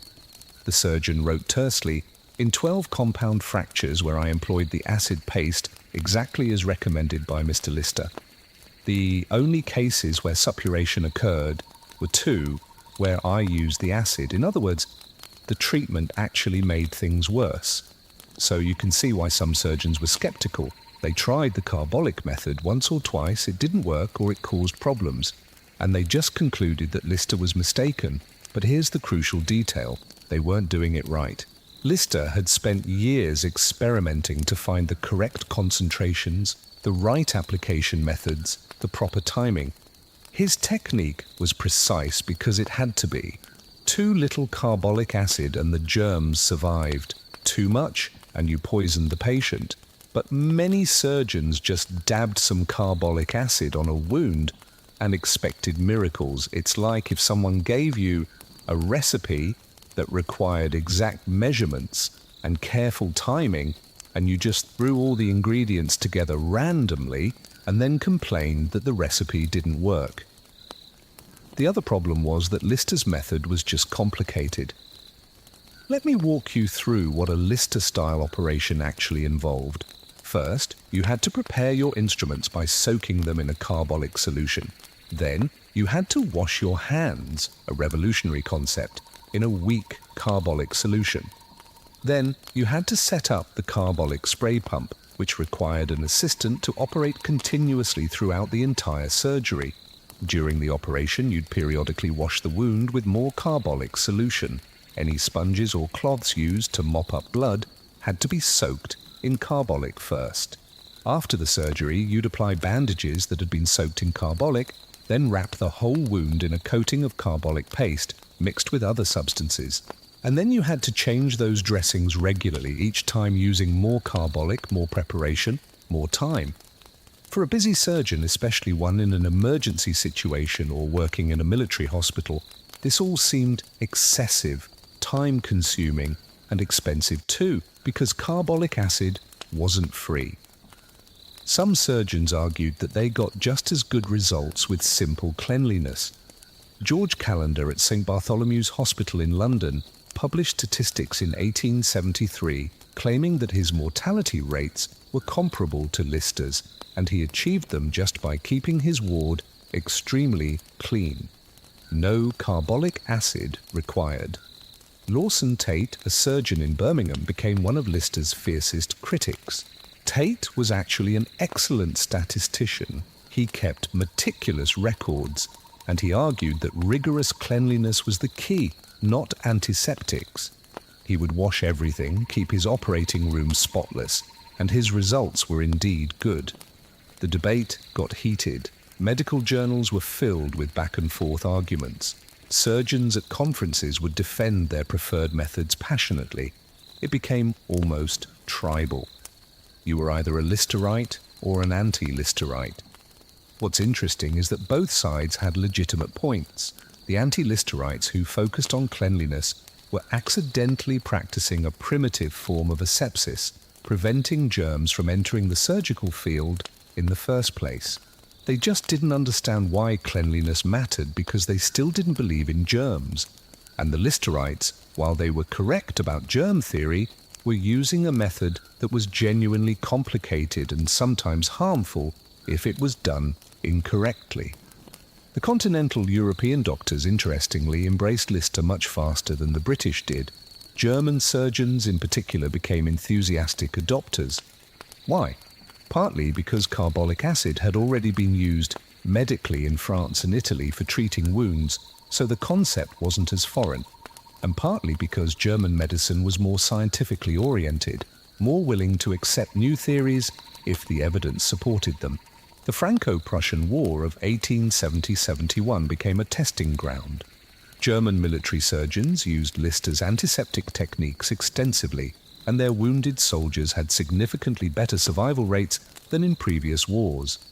The evidence from battlefield medicine was hard to argue with, but even with mounting evidence, British skeptics held out. And part of the reason was professional pride. Senior surgeons didn't want to admit that they had been wrong for their entire careers. They had trained a certain way, operated a certain way, taught their students a certain way. To accept Lister's theory meant accepting that much of what they had done had been misguided. There's a psychological phenomenon at work here, the sunk cost fallacy. When you have invested decades in a particular approach, it's incredibly hard to change course, even when you're presented with evidence that you should. And then there was the carbolic spray itself. That donkey engine we talked about earlier. It became a symbol of everything that critics hated about Lister's method. The spray filled the operating room with mist. It made it hard to see. It irritated everyone's eyes and throat, and it just seemed like theatrical overkill.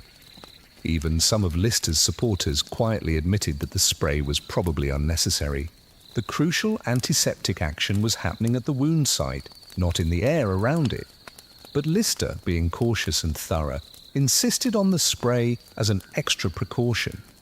By the late 1870s and early 1880s, as more and more surgeons adopted antiseptic techniques, or at least better hygiene practices, the results spoke for themselves. Surgical mortality rates dropped dramatically all across Europe and America. Hospital wards that had been death traps became survivable. But here's where the story gets really interesting. Just as Lister was being celebrated and honoured, a new generation of surgeons was arguing that his entire approach was outdated. Robert Koch, a German scientist, demonstrated in the 1880s that you could sterilize instruments and materials using dry heat or steam, which was just as effective as chemicals, but without the poisoning risk. Why soak everything in carbolic acid if you could just heat sterilize it? This led to the development of aseptic surgery. The idea that you create a sterile environment from the start, rather than trying to kill germs after they're already present. Sterilized instruments, sterilized gowns, eventually rubber gloves, operating rooms designed to be easily cleaned, the whole modern surgical setup that we know today. And Lister, he could have fought this. He could have insisted that his carbolic method was the only way, but he didn't. He recognized that aseptic technique was a logical evolution of his own principles. The point had never been the carbolic acid specifically. It was understanding that germs caused infection and that preventing their access to wounds saved lives. In his later lectures, Lister actually downplayed the importance of the carbolic spray. He acknowledged that what really mattered was the principle, not the specific method. He said, essentially, if anyone wants to believe that the septic material isn't living organisms, but some kind of chemical ferment, fine.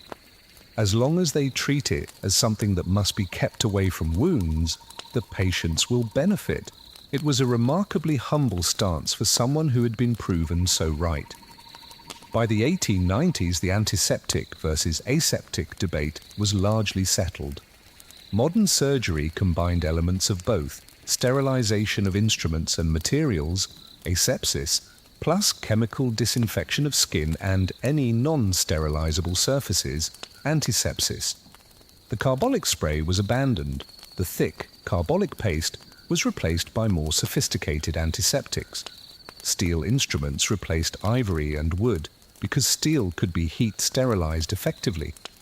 Operating theatres were redesigned with tile walls and floors that could be thoroughly washed, and surgical mortality continued to drop.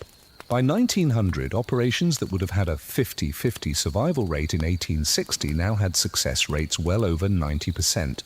The combination was complete: anesthesia to eliminate pain, antisepsis and asepsis to prevent infection, and increasingly sophisticated surgical techniques enabled by both. Doctors could now perform operations that would have seemed like pure fantasy just decades earlier, removing tumors from deep inside the body, operating on the brain, opening the chest cavity. These had all been impossible or near certain death sentences. Now they were routine. Victorian doctors had achieved something that previous generations could only dream of: the ability to fundamentally alter the human body and have the patient survive. But, and there is always a but, this newfound power came with new responsibilities and new dangers, because the same substances that enabled painless surgery were now flooding into society. The same drugs that made operations bearable were making everyday life bearable too, for better and for worse. And society was starting to realize that maybe, just maybe, having powerful narcotics available to anyone who wanted them might not be the best idea. The seeds of the first drug regulations were being planted. The addiction epidemic was forcing uncomfortable conversations about medicine, morality, and who got to decide what was acceptable. The Victorian medical revolution had created gods, but gods can be worshipped or feared, and sometimes both at once. The question now was, what would society do with these powerful new capabilities? How would it manage the miracles and the monsters that medicine had unleashed?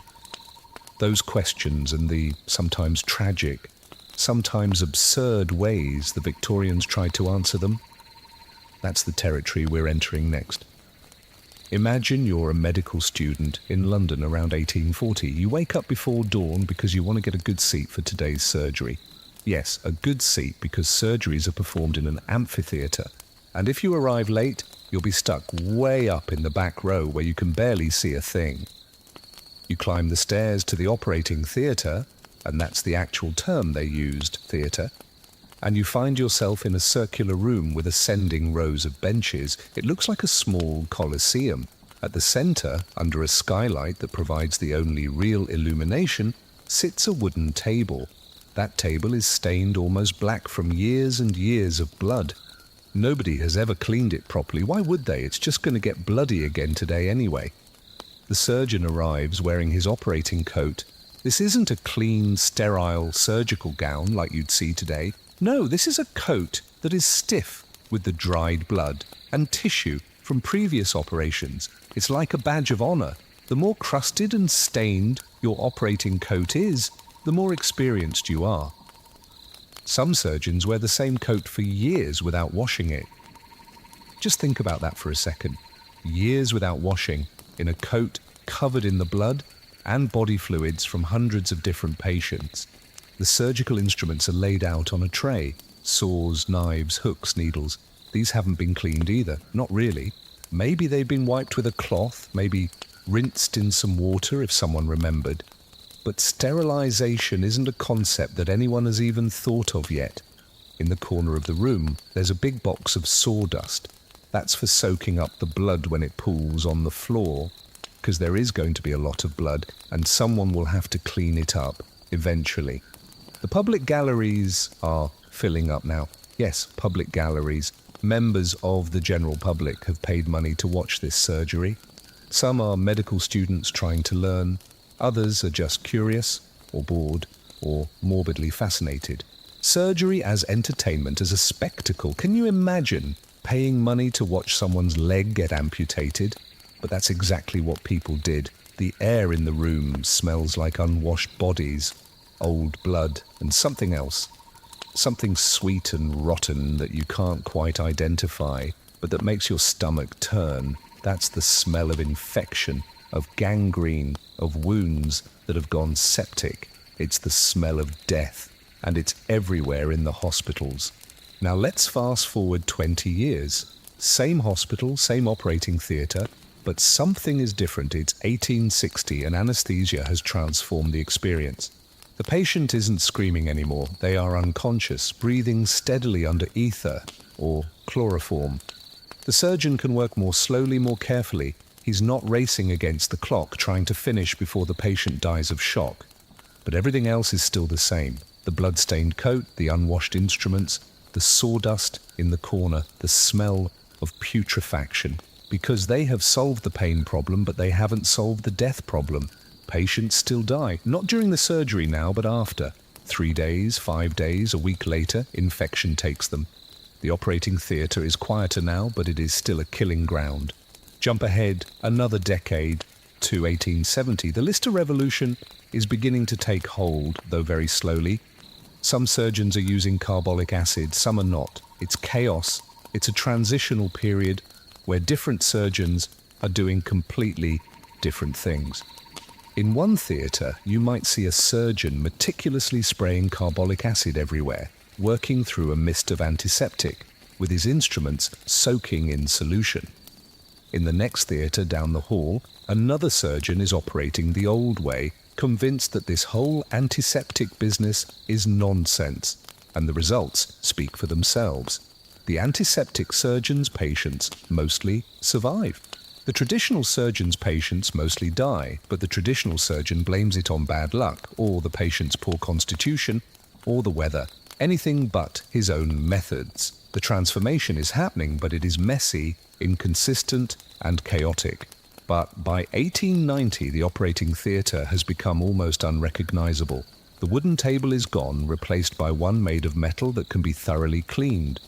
The surgeon isn't wearing a blood-caked coat anymore. He's in clean whites, not sterile yet, but clean. His instruments have been boiled or chemically sterilized before the operation. The skylight is still there, but it's supplemented now by gas lamps or even early electric lighting. The room is brighter, easier to see in, and most dramatically, there is no audience. The public galleries have been closed. Surgery is no longer entertainment. It is a private, serious medical procedure. Only the necessary personnel are allowed in the room. The surgeon, his assistants, maybe a few advanced medical students. The smell has changed too. Instead of putrefaction, you smell antiseptic chemicals, sharp, acrid, but clean. The smell of carbolic acid or other disinfectants. It's not pleasant exactly, but it is so much better than the sweet rot of gangrene. This transformation from a blood-soaked spectacle to a modern medical procedure happened in just 50 years. One generation, that's how fast the Victorian medical revolution moved. But let's talk about what this meant for the surgeons themselves, because we've been focusing on the patients. But the doctors went through their own transformation. In the 1840s, before anesthesia, surgeons were almost like butchers.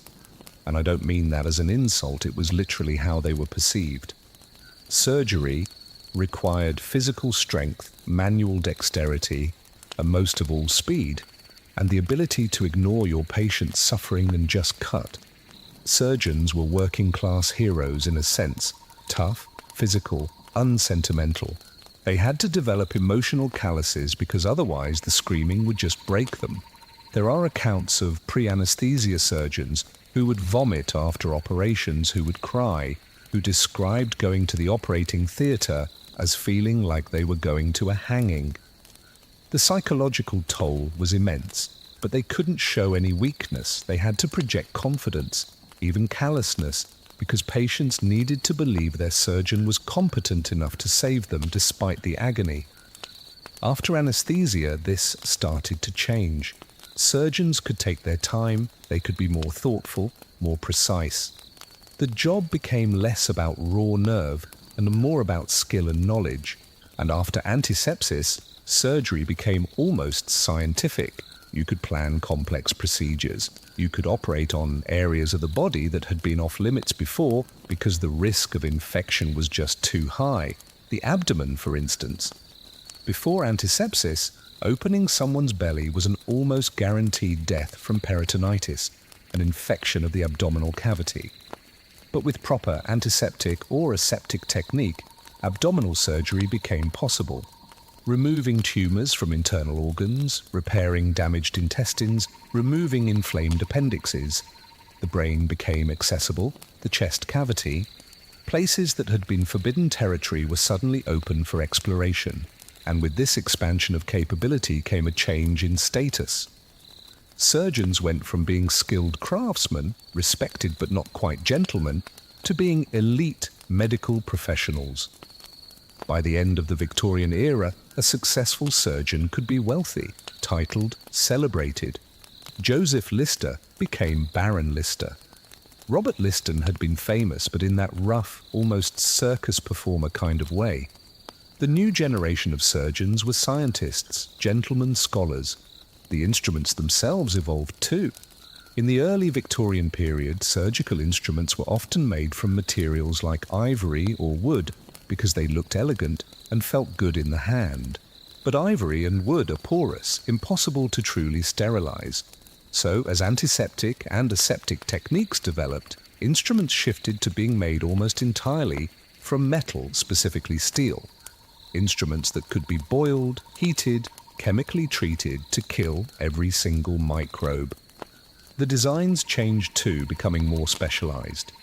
Instead of a few basic knives and saws, surgeons developed dozens of specialized tools for specific procedures. Forceps in different sizes and shapes, clamps for blood vessels, retractors to hold tissue out of the way.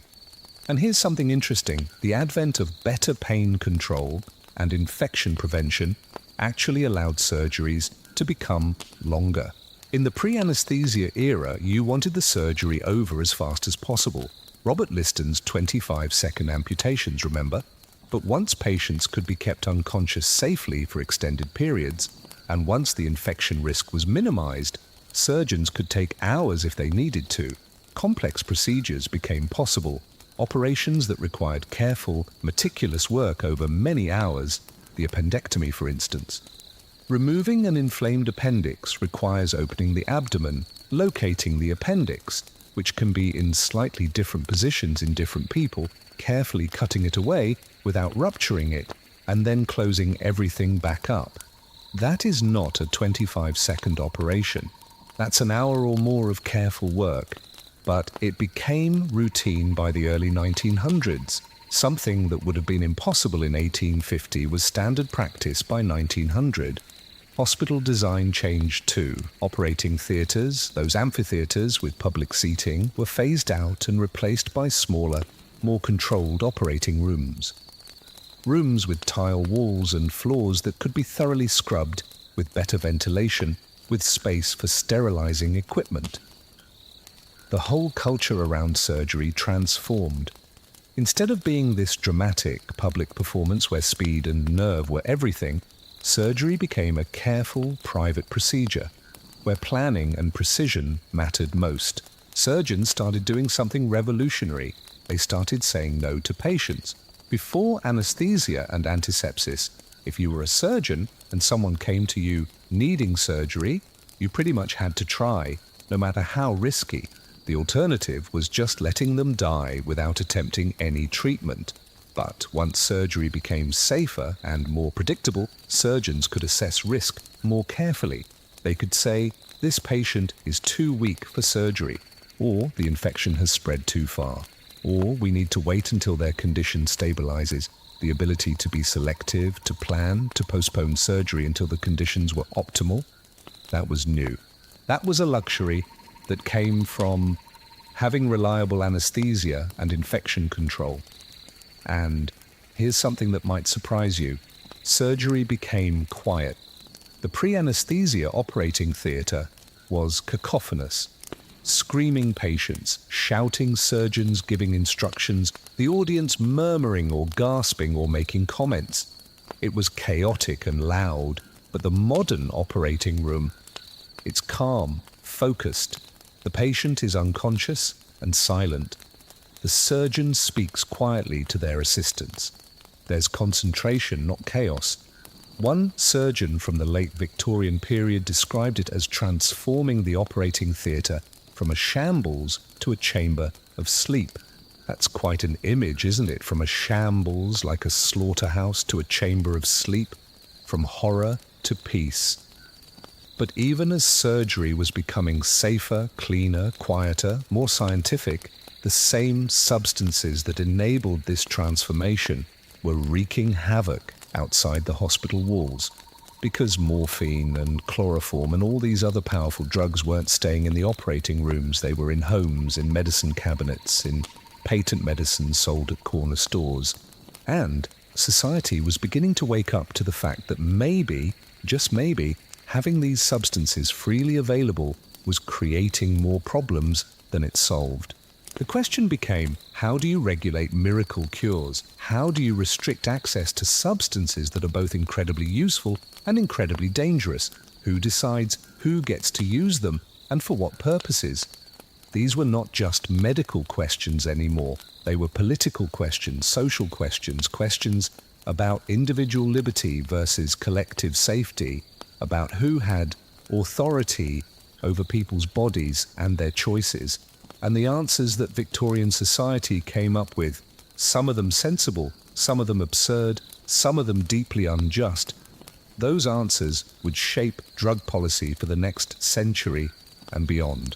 There's a moment in the mid-1890s when Victorian society kind of looks around and realizes something terrifying. We've accidentally created a nation of addicts. It's not dramatic. There's no single day when everyone wakes up and sees the problem. It's more like a slow creeping awareness, like noticing that the background noise you've been ignoring for years is actually the sound of something breaking. Doctors start comparing notes. Medical journals begin publishing alarming statistics.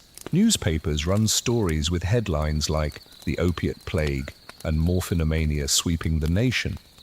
And suddenly, what had been considered normal, taking laudanum for a headache, morphine for monthly pains, chloroform-laced patent medicines for a cough, suddenly looks like a crisis.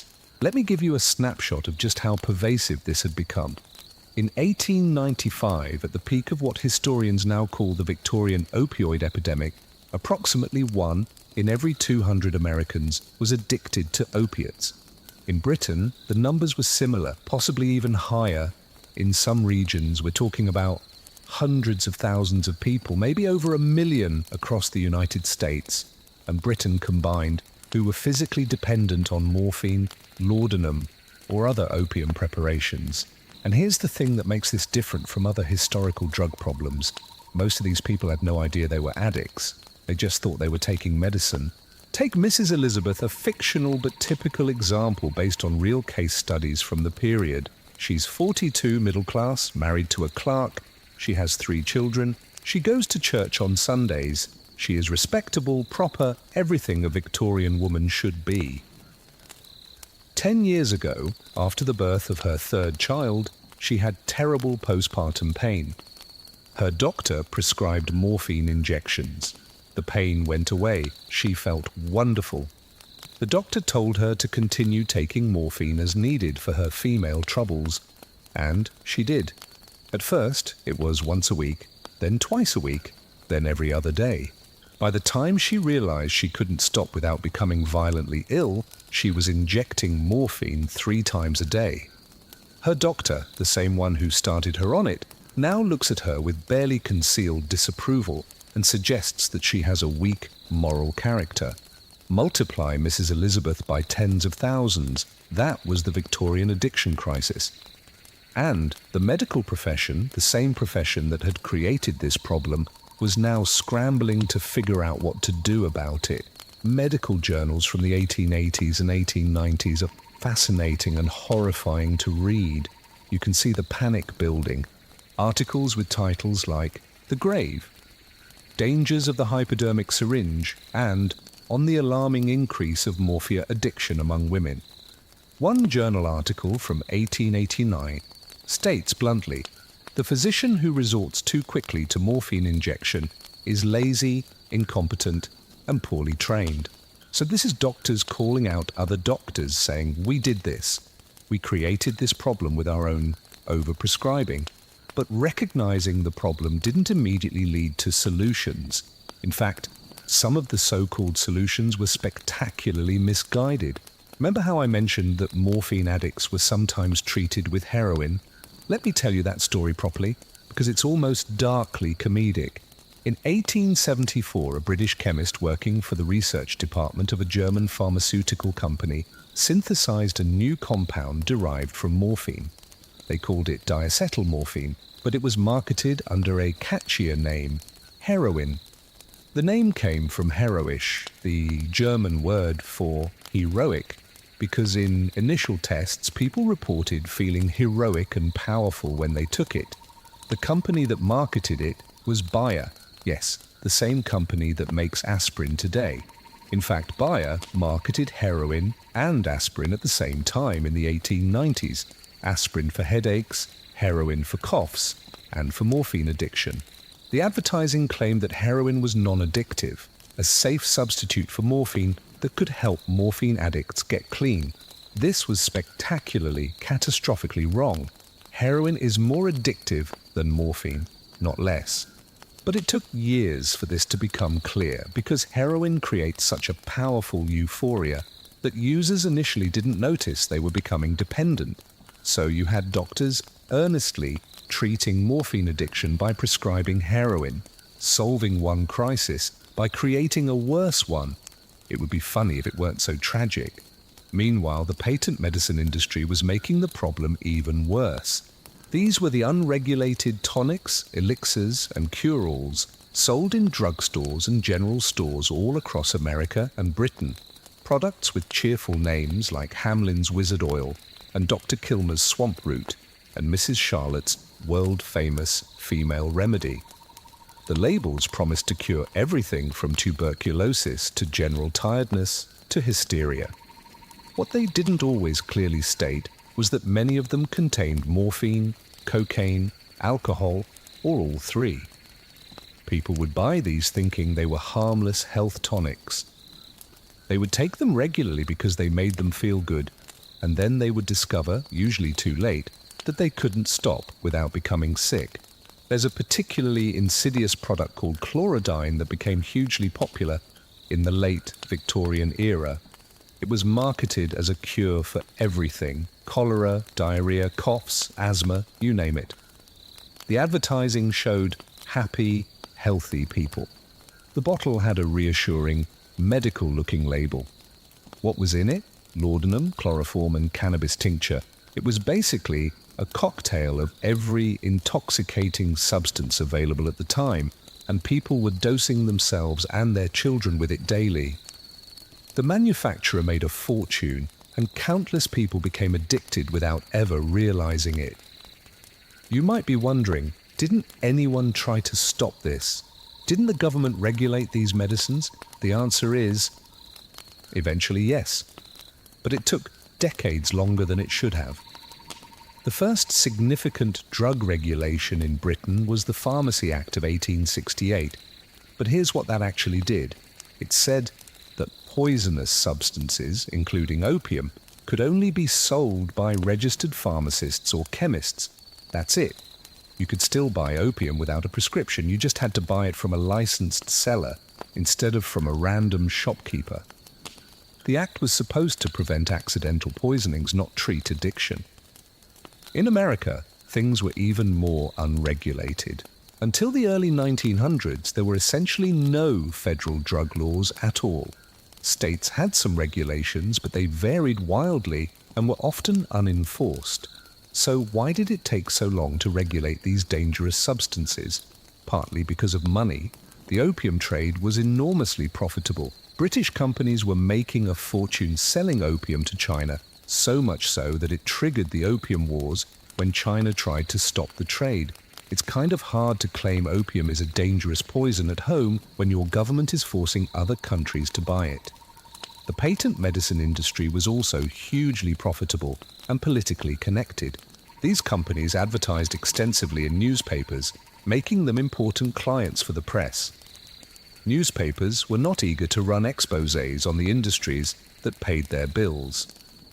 And then there was simple denial. Addiction was shameful. Families hid it. Addicts themselves often denied it, even to themselves. Without clear visibility of the problem's scope, there wasn't enough public pressure for reform.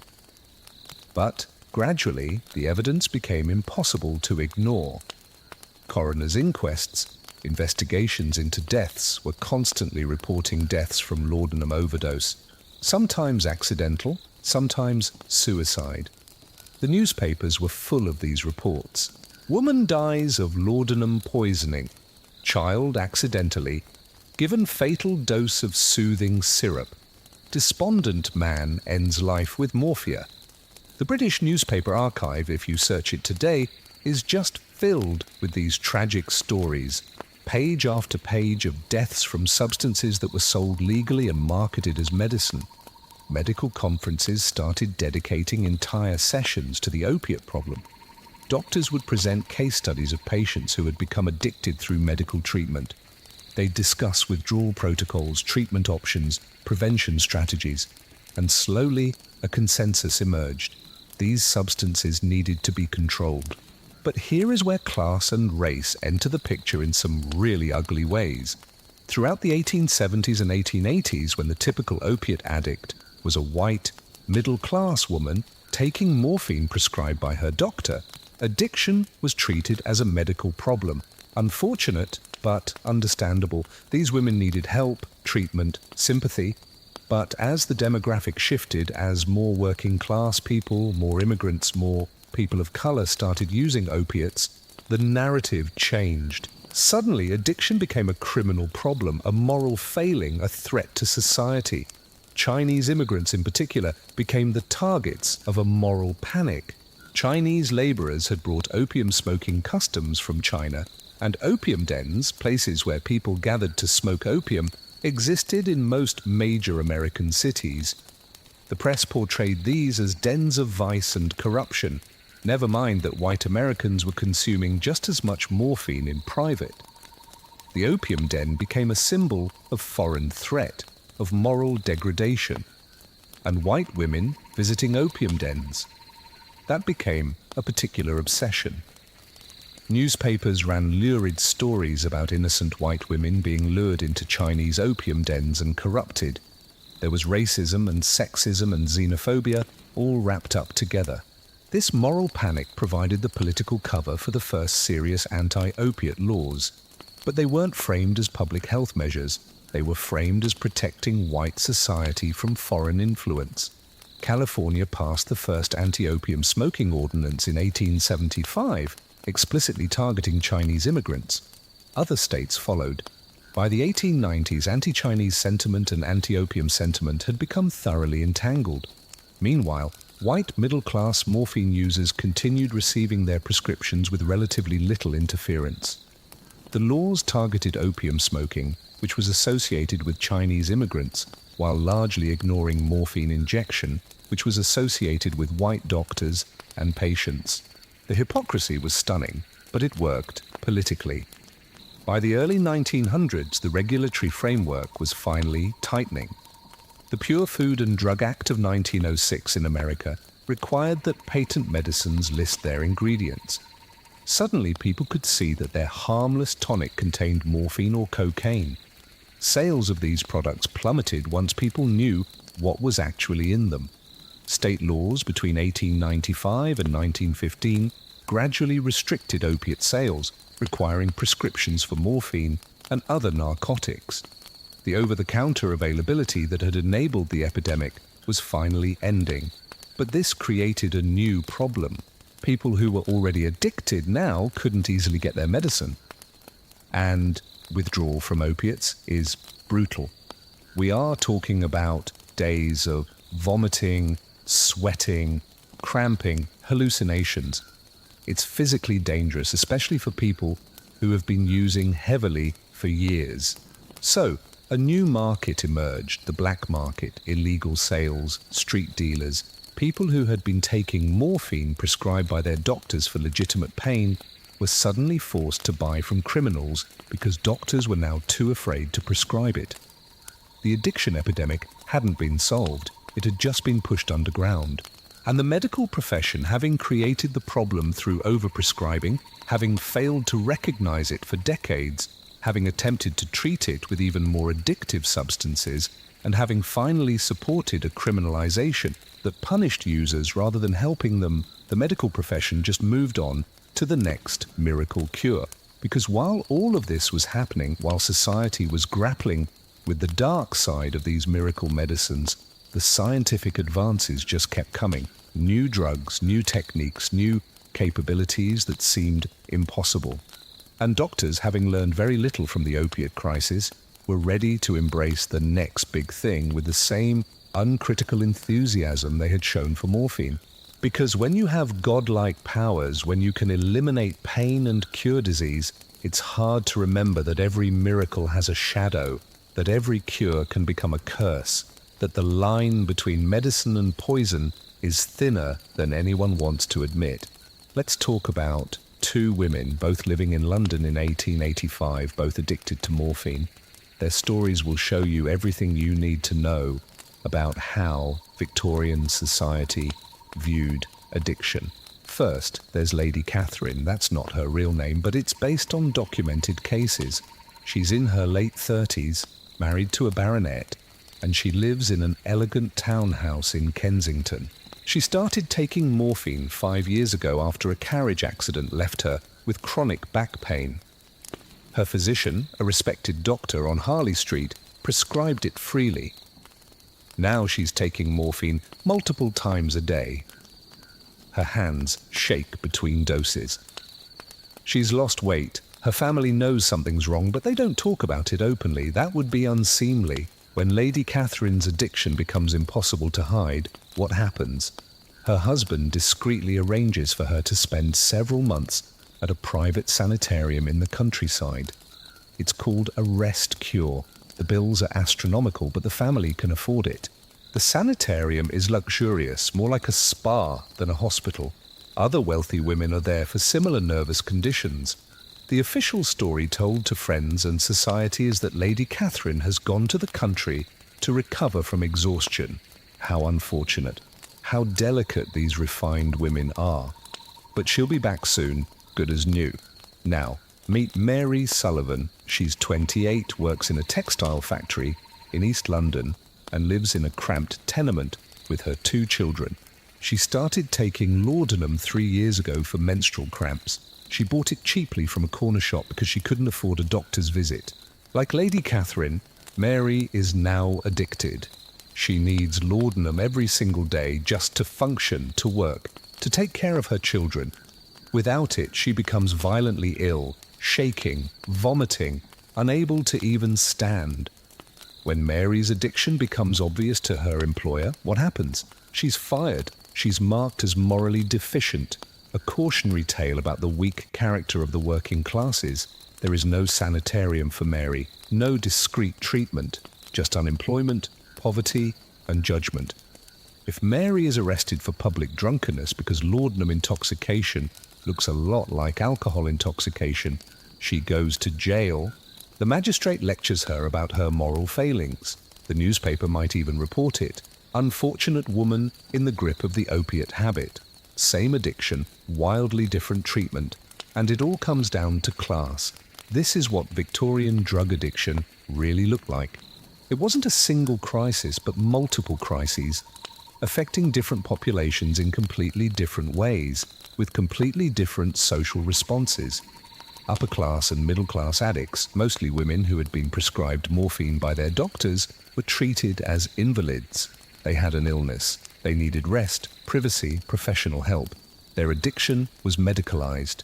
Working-class addicts, often taking the same substances, just cheaper versions like laudanum instead of pure morphine, were treated as criminals or moral failures. They needed punishment, correction, intervention by the law. Their addiction was criminalized. And here is where gender makes everything even more complicated. Victorian society had very specific ideas about women and pain. Women were supposed to be delicate, sensitive, prone to mysterious ailments. Conditions like hysteria, neurasthenia, the vapors, these were almost exclusively diagnosed in women and were basically catch-all terms for any emotional or physical distress. And the treatment was often opiates. Doctors' appointments for wealthy Victorian women sometimes went like this. A woman complains of headaches, fatigue, emotional distress. The doctor diagnoses nervous exhaustion. The doctor prescribes morphine or laudanum. The woman feels better. The doctor congratulates himself. The woman becomes addicted. The doctor then prescribes more morphine for the nervous condition that is actually just withdrawal symptoms. It's a perfect, vicious cycle.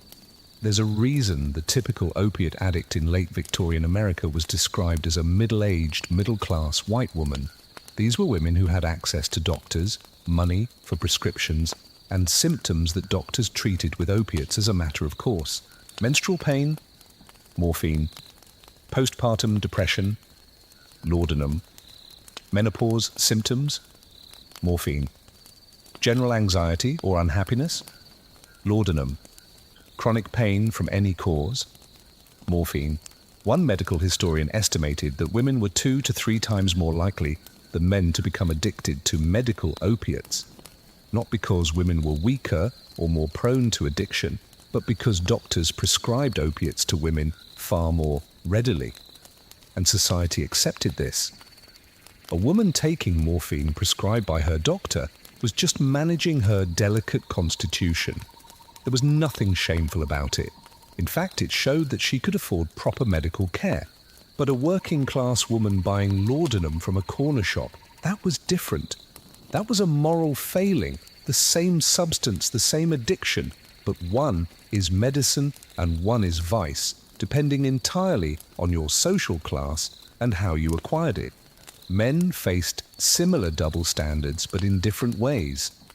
Wealthy men who became addicted, usually through medical treatment for injuries or chronic pain, were often portrayed as tragic figures. Their addiction was a noble suffering, a consequence of their active, vigorous lives. A gentleman might become addicted to morphine after a hunting accident or a war wound, and society viewed this with sympathy. Working-class men who used opiates, they were weak, lazy, choosing intoxication over honest work. The fact that many of them had become addicted through medical treatment, Civil War veterans, factory workers injured on the job, was conveniently ignored. And then there's race, which adds another ugly layer to all of this. We touched on this briefly earlier, but it's worth examining more closely because the racial dynamics of Victorian drug policy were explicitly discriminatory in ways that are shocking even by the standards of that era. Chinese immigrants to America and Britain brought opium smoking traditions with them. In China, opium smoking was a social activity, not entirely different from how Westerners viewed drinking alcohol. But in America and Britain, Chinese opium smoking became the focus of intense moral panic. The newspapers of the 1870s and 1880s are filled with sensationalized stories about opium dens. These articles paint Chinese immigrants as sinister corruptors, luring innocent white people, especially white women, into vice. One typical article from 1885 describes an opium den in Whitechapel, London, as a wretched hole where Chinamen, Lascars, and a few English blackguards lie in drugged stupor, having imbibed a taste for this oriental vice. Notice the language. When Chinese people smoke opium, it's a vice and a stupor. When white people take morphine injections, it's medicine and treatment. The first anti-drug laws in America specifically targeted opium smoking while leaving morphine and laudanum largely unregulated. San Francisco passed an ordinance in 1875 making it illegal to maintain an opium den. The law was explicitly aimed at Chinese immigrants and the establishments they ran. But white morphine users, they could continue visiting their doctors for prescriptions without any legal interference. The hypocrisy was stunning. Americans and Britons were consuming opium in massive quantities, but in the form of laudanum and morphine taken privately, usually at home. Meanwhile, they were criminalizing Chinese immigrants for consuming opium publicly in social settings and often in smaller quantities. It wasn't about public health, it was about control. It was about defining which uses of drugs were acceptable based on who was using them and how. And the protection of white women narrative was particularly insidious. Newspapers ran stories, often completely fabricated, about white women being kidnapped or seduced into opium dens where they became addicted and fell into prostitution.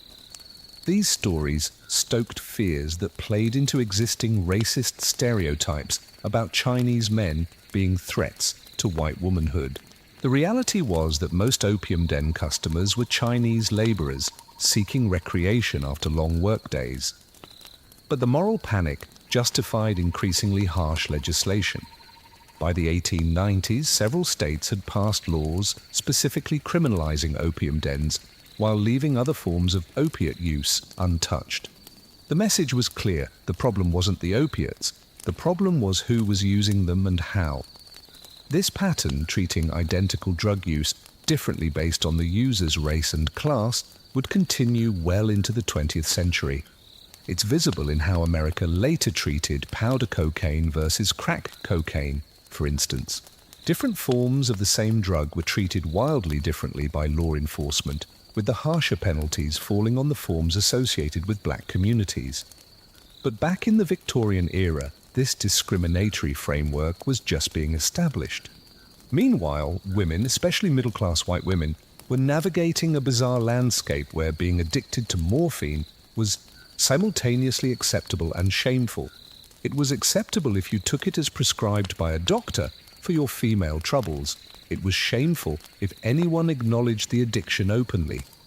You could be utterly dependent on morphine, and as long as everyone pretended it was just medicine, you remained respectable. But if you admitted your addiction, if you sought help, if you complained about withdrawal, if you acknowledged the problem openly, suddenly you were immoral. You had poor character. You lacked self-control. This created a situation where countless women suffered in silence, unable to seek help without risking their social standing. Families hid addicted members. Doctors enabled continued use rather than deal with the difficulty of helping their patients withdraw. Some women found ways to maintain their addiction through doctor shopping, visiting multiple physicians to get multiple prescriptions, which they would then fill at different pharmacies. This wasn't illegal. Prescriptions were not tracked. A resourceful woman could keep herself supplied indefinitely. Others turned to patent medicines. If your doctor finally refused to prescribe more morphine, you could buy nerve tonics or female remedies that contained undisclosed amounts of opiates. You might not even know exactly what you were taking, but it prevented withdrawal, and that was what mattered. The Victorian approach to addiction was fundamentally about maintaining appearances. Reality was less important than respectability. You could be destroying yourself with drugs as long as you did it quietly, privately, in ways that didn't threaten the social order.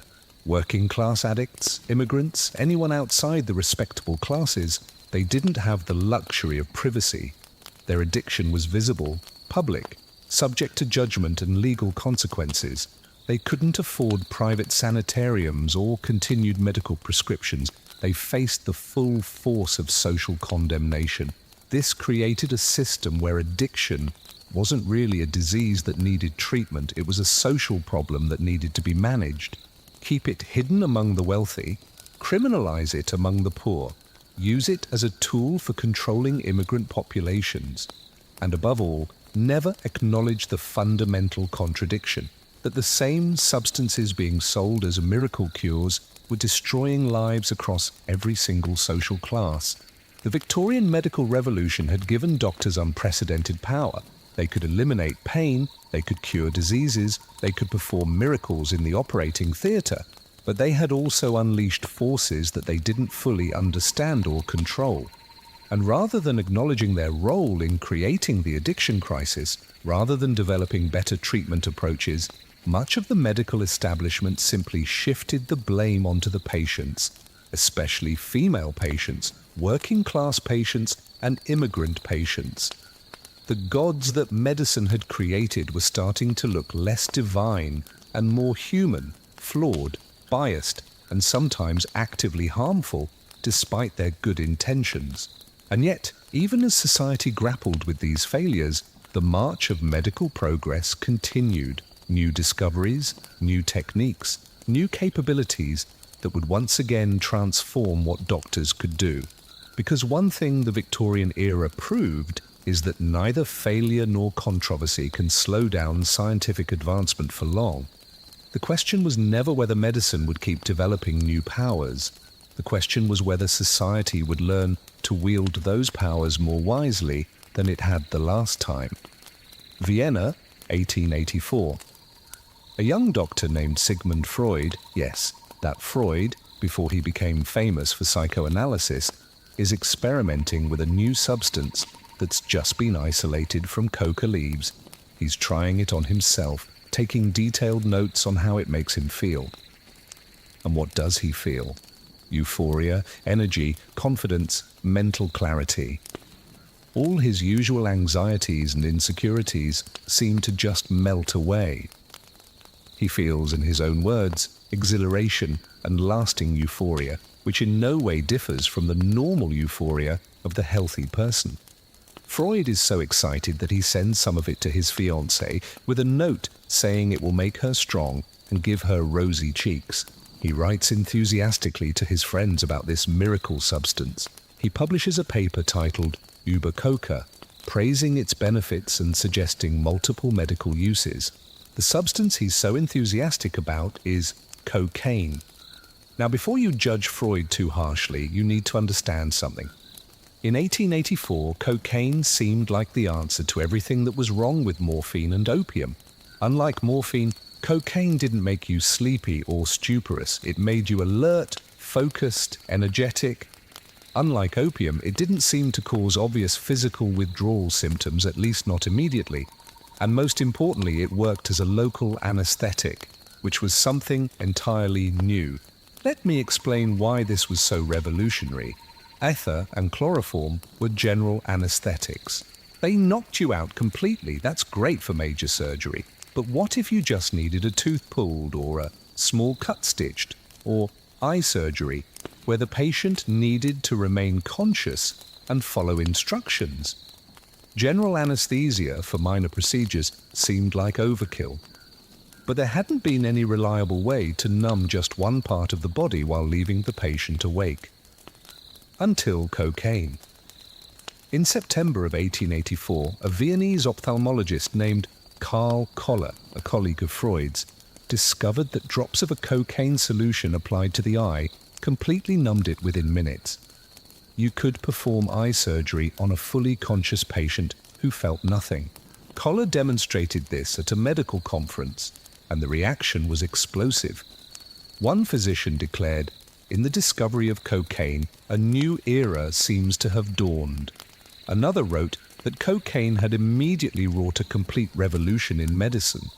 A British medical journal called it a discovery to captivate the imagination of mankind. The Scotsman newspaper, a serious, respectable publication, wrote that cocaine was one of the blessed instruments of Christ's pain-removing and peace-instilling mission. They were comparing cocaine to a divine gift from Jesus Christ. That is how miraculous it seemed. And honestly, for a few brief years, cocaine really did seem miraculous. Eye surgeons could now perform delicate operations with their patients awake and cooperative. Dentists could extract teeth painlessly without putting patients under general anesthesia. Surgeons could do minor procedures with just local numbing. The magazine The Lancet wrote in 1886 that cocaine was apt to produce impressions akin to the marvelous, and concluded cocaine flashed like a meteor before the eyes of the medical world. Like a meteor. Brilliant, spectacular, and though they didn't realize it yet, brief. Because cocaine had advantages over ether and chloroform that seemed almost too good to be true. And as it turned out, they were too good to be true. Think about it from a Victorian surgeon's perspective. Chloroform could kill patients through cardiac arrest. We talked about that with Hannah Greener and others. Ether was flammable and irritating. Both required careful dosing and monitoring. But cocaine, you just applied it locally. No putting the patient to sleep. No risk of them not waking up. No flammable vapors. The patient remained conscious and could even help by following instructions. Look up, look left, hold still. For eye surgery specifically, cocaine was transformative. Before cocaine, eye operations were brutal. Patients had to be held down while surgeons worked on their conscious, pain-sensitive eyes. Can you even imagine that? Your eye is one of the most sensitive parts of your body, and someone is cutting into it while you are fully awake. With cocaine drops, patients felt nothing. They could keep their eyes open, follow the surgeon's instructions, and walk out afterward with no lingering effects from anesthesia. The medical community went cocaine crazy. Doctors started finding uses for it everywhere. Sore throat, spray cocaine on it. Hay fever, cocaine nasal spray. Toothache, cocaine drops. Hemorrhoids, yes, seriously, cocaine suppositories. Asthma, inhale cocaine vapor. And beyond medical uses, cocaine started appearing in all sorts of consumer products. This is where things get really wild. You've probably heard that the original Coca-Cola contained cocaine. That's true. John Pemberton's original 1886 formula included coca leaf extract. The beverage was marketed as a brain tonic and a cure for headaches, nervousness, and exhaustion. But Coca-Cola was far from the only product. There were cocaine-laced wines, cocaine lozenges, cocaine cigarettes. There was a product called cocaine toothache drops, marketed specifically for children, with illustrations of happy kids on the packaging. For children, cocaine for teething pain. You could order these from a catalogue. No prescription needed. The pharmaceutical company Parke-Davis, a major legitimate company, sold a cocaine injection kit complete with a syringe. The advertising claimed it could take the place of food, make the coward brave, the silent eloquent, and render the sufferer insensitive to pain. That is not an exaggeration. That is literally what the advertising said. For a brief moment in the mid-1880s, cocaine was everywhere, considered safe, even wholesome. It was modern, scientific, progressive. And then people started dying, not immediately. That's the insidious thing about cocaine. Unlike morphine, which causes obvious physical dependence quickly, cocaine's addictive properties and dangers took longer to become apparent. The first warning signs were cardiovascular deaths. Young, healthy people would use cocaine and suddenly drop dead from heart attacks or strokes. Cocaine causes blood vessels to constrict and the heart rate to spike. In some people, this could be fatal. Then came the psychological effects. People who used cocaine regularly started exhibiting paranoia, hallucinations, violent behavior. They'd become convinced they were being persecuted. They would see things that weren't there. Cocaine bugs crawling under their skin was a common hallucination. And the addiction, once it became apparent, was vicious. Maybe not physically debilitating like morphine withdrawal, but psychologically devastating. People would become obsessed with getting more cocaine, neglecting everything else in their lives. Freud himself witnessed this firsthand. Remember how enthusiastic he was about cocaine? He had given some to a friend and colleague named Ernst von Fleischl-Marxow, who was suffering from a morphine addiction. Freud thought cocaine might help him overcome the morphine dependence. Instead, Fleischl-Marxo became addicted to cocaine on top of his morphine addiction. He started taking massive doses, deteriorated mentally and physically, and died in 1891. Freud was racked with guilt. By the late 1880s, the same medical journals that had praised cocaine just a few years earlier were now publishing warnings. Articles with titles like "The Cocaine Habit" and "The Dangers of Cocaine" started appearing. One British medical journal article from 1886 had warned ominously, "The records of death by chloroform are monstrous in their frequency." But by the 1890s, the same could be said of cocaine. Doctors started reporting case after case of cocaine addiction, cocaine psychosis, and cocaine-induced cardiac deaths. The miracle cure was revealing itself to be just another dangerous drug. And here's what's fascinating. The medical community's response to cocaine's dangers was much faster than their response to morphine's dangers. Why? Partly because cocaine's negative effects were more dramatic and visible. Morphine addiction could be hidden for years. People just seemed sleepy or disconnected. But cocaine psychosis, that was obvious. Violent paranoia, hallucinations, bizarre behavior. You couldn't hide that. Also, cocaine hadn't been integrated into medical practice as deeply as morphine. Morphine was used for severe pain, post-surgical recovery, terminal illness, situations where doctors felt they had no good alternatives. Cocaine was mostly used for minor procedures, and doctors could often work without it if necessary. By the early 1900s, cocaine's use in medicine had become much more restricted. It was still used for some local anesthesia applications, and actually still is today in very specific medical contexts. But the wild, unregulated availability was over. The Pure Food and Drug Act of 1906 in America required the labeling of cocaine content in products. Once people knew their brain tonic contained cocaine, sales plummeted. Coca-Cola removed cocaine from its formula in 1903, switching to decocainized coca leaf extract for flavor. The cocaine toothache drops disappeared from the shelves. The injection kits were no longer sold openly, and cocaine, once hailed as a blessed instrument of divine mercy, became associated with vice, criminality, and danger. Interestingly, racial politics played a role here too. By the 1910s, American newspapers were running sensationalized stories about black men using cocaine and becoming violent.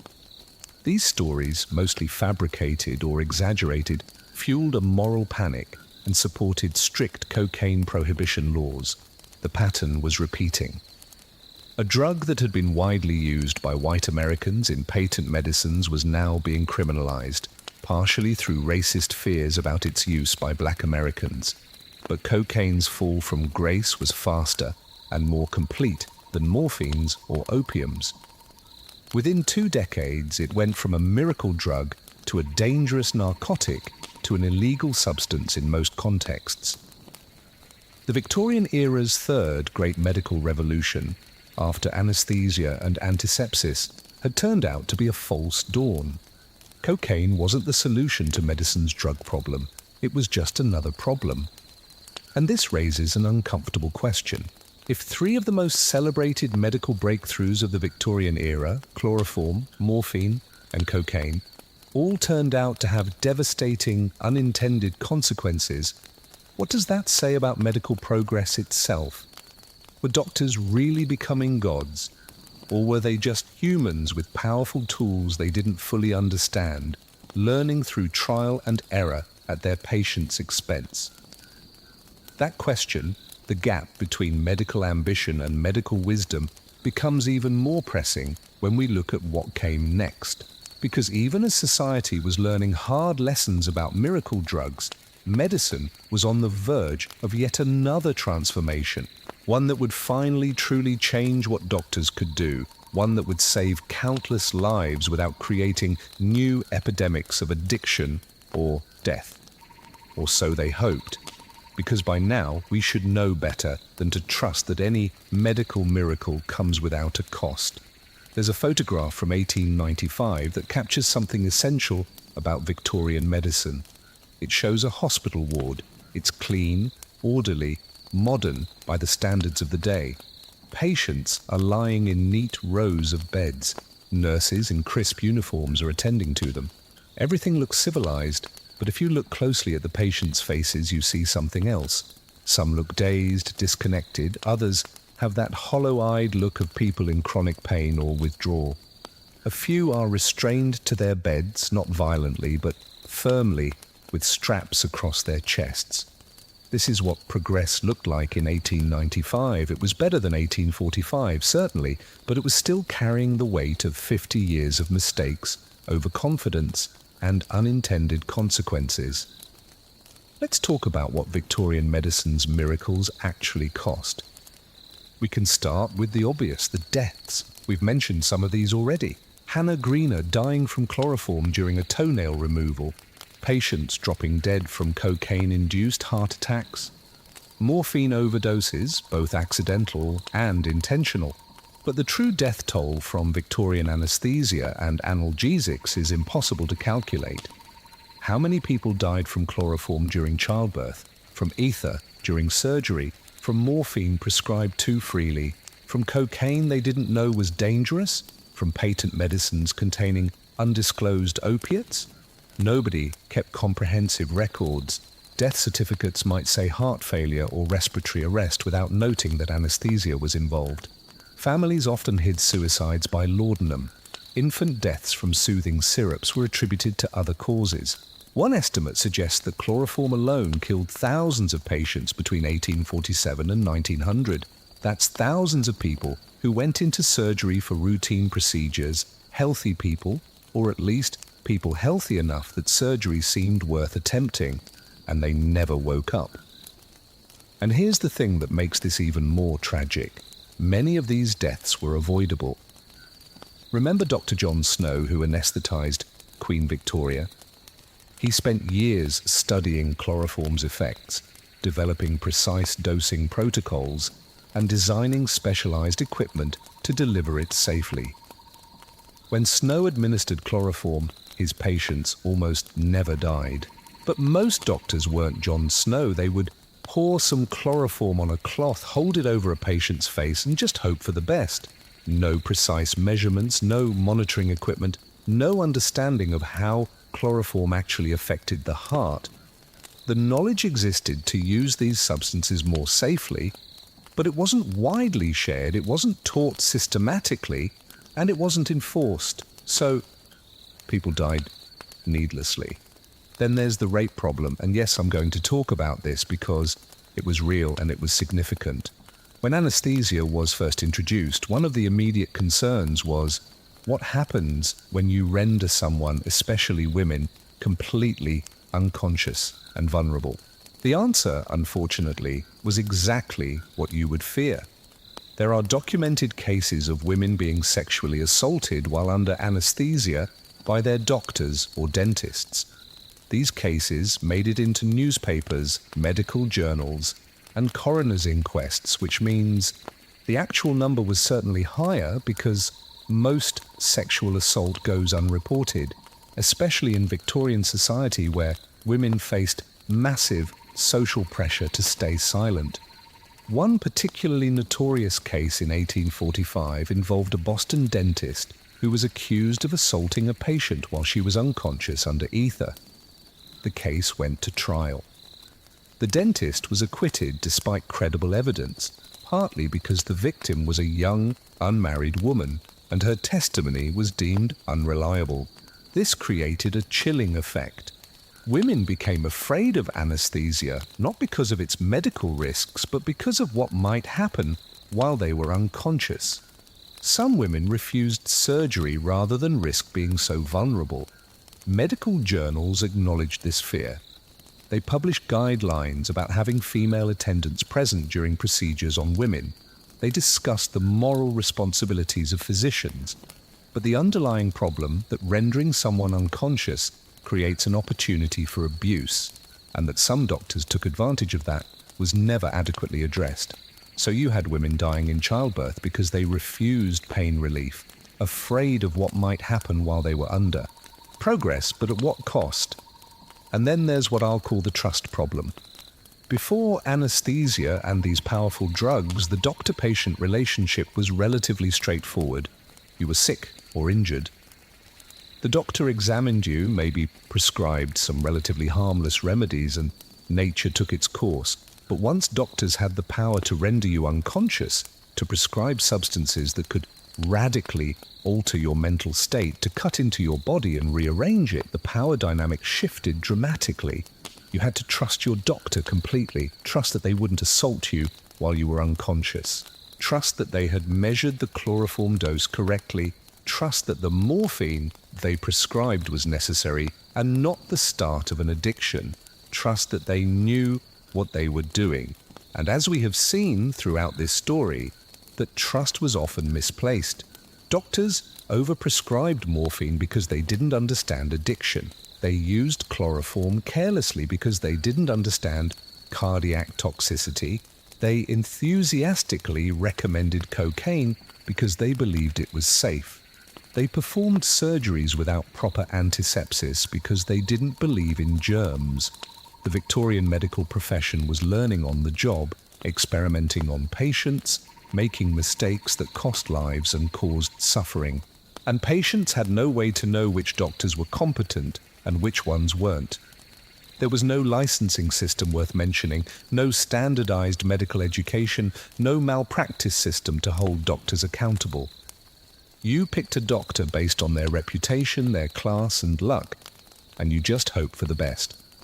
This created what we might call a medical marketplace where the most aggressive self-promoters often succeeded, regardless of their actual skill. Doctors who claimed to cure everything with their proprietary methods, surgeons who touted their speed without mentioning their death rates, physicians who built lucrative practices prescribing morphine to wealthy women. The good doctors, the careful, ethical ones like Lister and Snow, they succeeded too eventually, but so did plenty of quacks and incompetents. Now let's talk about something we haven't addressed much, the children. Victorian medicine's unintended consequences fell particularly hard on children who had no choice in the matter. Children were given soothing syrups laced with morphine by parents who didn't know any better. Infants who became addicted before they could even walk. Babies who overdosed because the tincture was stronger than usual or the dose was miscalculated. Children subjected to surgery with inadequate anesthesia because doctors thought children didn't feel pain as intensely as adults, a belief that persisted into the 20th century and was completely wrong. Young people who became addicted to laudanum for teenage ailments and spent their entire adult lives struggling with dependency. The intergenerational trauma of addiction. Mothers addicted to morphine having babies who went through withdrawal at birth. Families bankrupted by morphine habits. Children growing up watching a parent slowly destroyed by substances that had started out as medicine. We don't have good statistics on how many children were harmed by Victorian medicine's miracle drugs, but read through the newspaper archives, read the medical case studies, read the coroner's reports, and you see it over and over again. Small coffins, preventable deaths, young lives damaged before they had really even begun. And here's another cost we haven't discussed, the opportunity cost. What I mean is, what medical advances didn't happen because the profession was so distracted by these problematic miracle cures. How many research hours went into studying morphine's effects that could have gone into understanding actual disease processes? How much of medical education focused on prescribing opiates instead of developing better diagnostic techniques? How many doctors built their careers on managing addiction rather than preventing it? The Victorian medical profession became, in some ways, a drug distribution system. Doctors spent huge amounts of time prescribing, monitoring, and managing their patients' use of morphine, laudanum, and chloroform.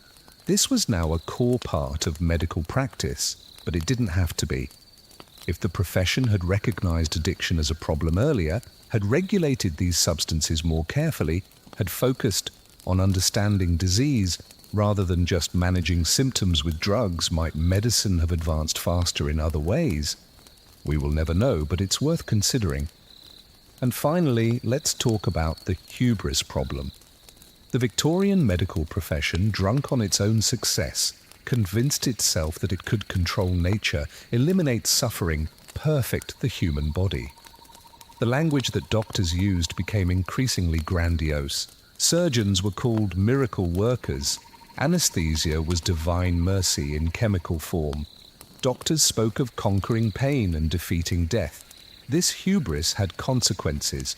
It made doctors overconfident, willing to experiment on patients without adequate testing. It made them dismissive of concerns and criticism. It made them slow to recognize when their miracle cures were causing harm. When patients complained about becoming dependent on morphine, doctors often blamed the patient's weak character rather than examining their own prescribing practices. When people died from anesthesia, it was attributed to the patient's poor constitution rather than to improper technique. The God complex, the sense that doctors had transcended normal human limitations that made it harder to admit mistakes, harder to learn from failures, harder to see the harm they were causing. And this God complex persisted even as the evidence of harm mounted, even as the addiction epidemic became undeniable, even as the deaths continued. Because once you've convinced yourself that you are saving humanity, it's very hard to accept that you might also be hurting it. So, what's the final accounting? How do we balance the good against the harm? On one side, millions of surgeries performed painlessly. Countless people spared unbearable suffering. Procedures that were impossible became routine. Lives were saved that would have been lost. On the other, thousands dead from anesthesia complications. Hundreds of thousands, possibly millions, addicted to substances prescribed as medicine, families destroyed, lives ruined, trust broken. The Victorian medical revolution was both a miracle and a catastrophe, both a breakthrough and a breakdown. It showed what human ingenuity could achieve and what human fallibility could destroy.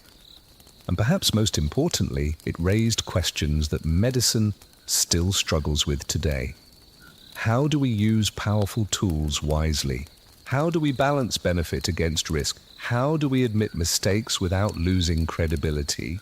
How do we prevent miracle cures from becoming new forms of suffering?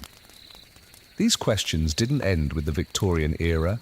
They are still being asked, still being struggled with every time medicine develops a new capability that seems miraculous but carries unknown risks, because the pattern keeps repeating. New drug, initial enthusiasm, widespread use, unintended consequences, societal reckoning. We've seen it with opioids in our own time, in an exact parallel to the Victorian experience, which suggests that maybe, just maybe, the problem isn't the specific drugs or the specific historical moment. The problem is something deeper about how we as humans handle powerful technologies, how we balance progress against caution, how we learn from our mistakes without becoming paralyzed by fear. The Victorian doctors who created these miracles and these disasters, they weren't villains. They were humans with good intentions and imperfect knowledge, doing their best in impossible situations, sometimes succeeding brilliantly and sometimes failing catastrophically, just like us. And the question we're left with, the question that connects Victorian medicine to our own moment, is this: knowing what we know about how medical miracles can turn into medical disasters, how do we move forward? How do we embrace progress without repeating the same mistakes? That question, and some surprising answers from the late Victorian period. That's where our story goes next. Something remarkable happens between 1895 and 1920.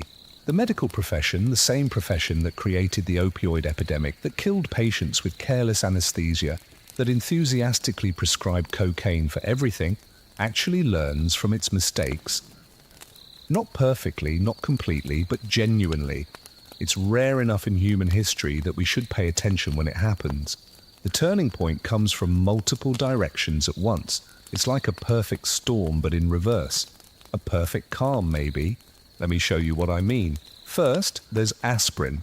In 1899, the biopharmaceutical company, yes, the same one that was selling heroin, releases a new pain reliever called aspirin, and the chemical name is acetyl salicylic acid, synthesized from compounds found in willow bark. And aspirin does something remarkable. It relieves pain without creating addiction. Just think about what this means. For the first time in the Victorian era, doctors have an alternative to opiates for common pain. Headache? Aspirin. Joint pain? Aspirin. Fever? Aspirin. You don't need morphine. You don't need laudanum. The impact is almost immediate. Patent medicine sales plummet as people realize they can get safe, effective pain relief from aspirin. Why buy a nerve tonic that might contain unknown amounts of morphine when you can just take aspirin that works just as well and won't get you addicted? Aspirin isn't perfect. It has its own side effects. It can cause stomach bleeding, and it isn't suitable for everyone. But compared to morphine, it is a miracle of a different kind. A miracle without the curse attached. The medical journals from 1900 onwards show this shift. Articles that once discussed morphine for routine pain now recommend aspirin first, reserving opiates only for severe cases. It's not a complete solution, but it is a start. Then there's education reform. By the late 1890s, medical schools are finally starting to teach about addiction systematically. Students learn to recognize the signs of dependency.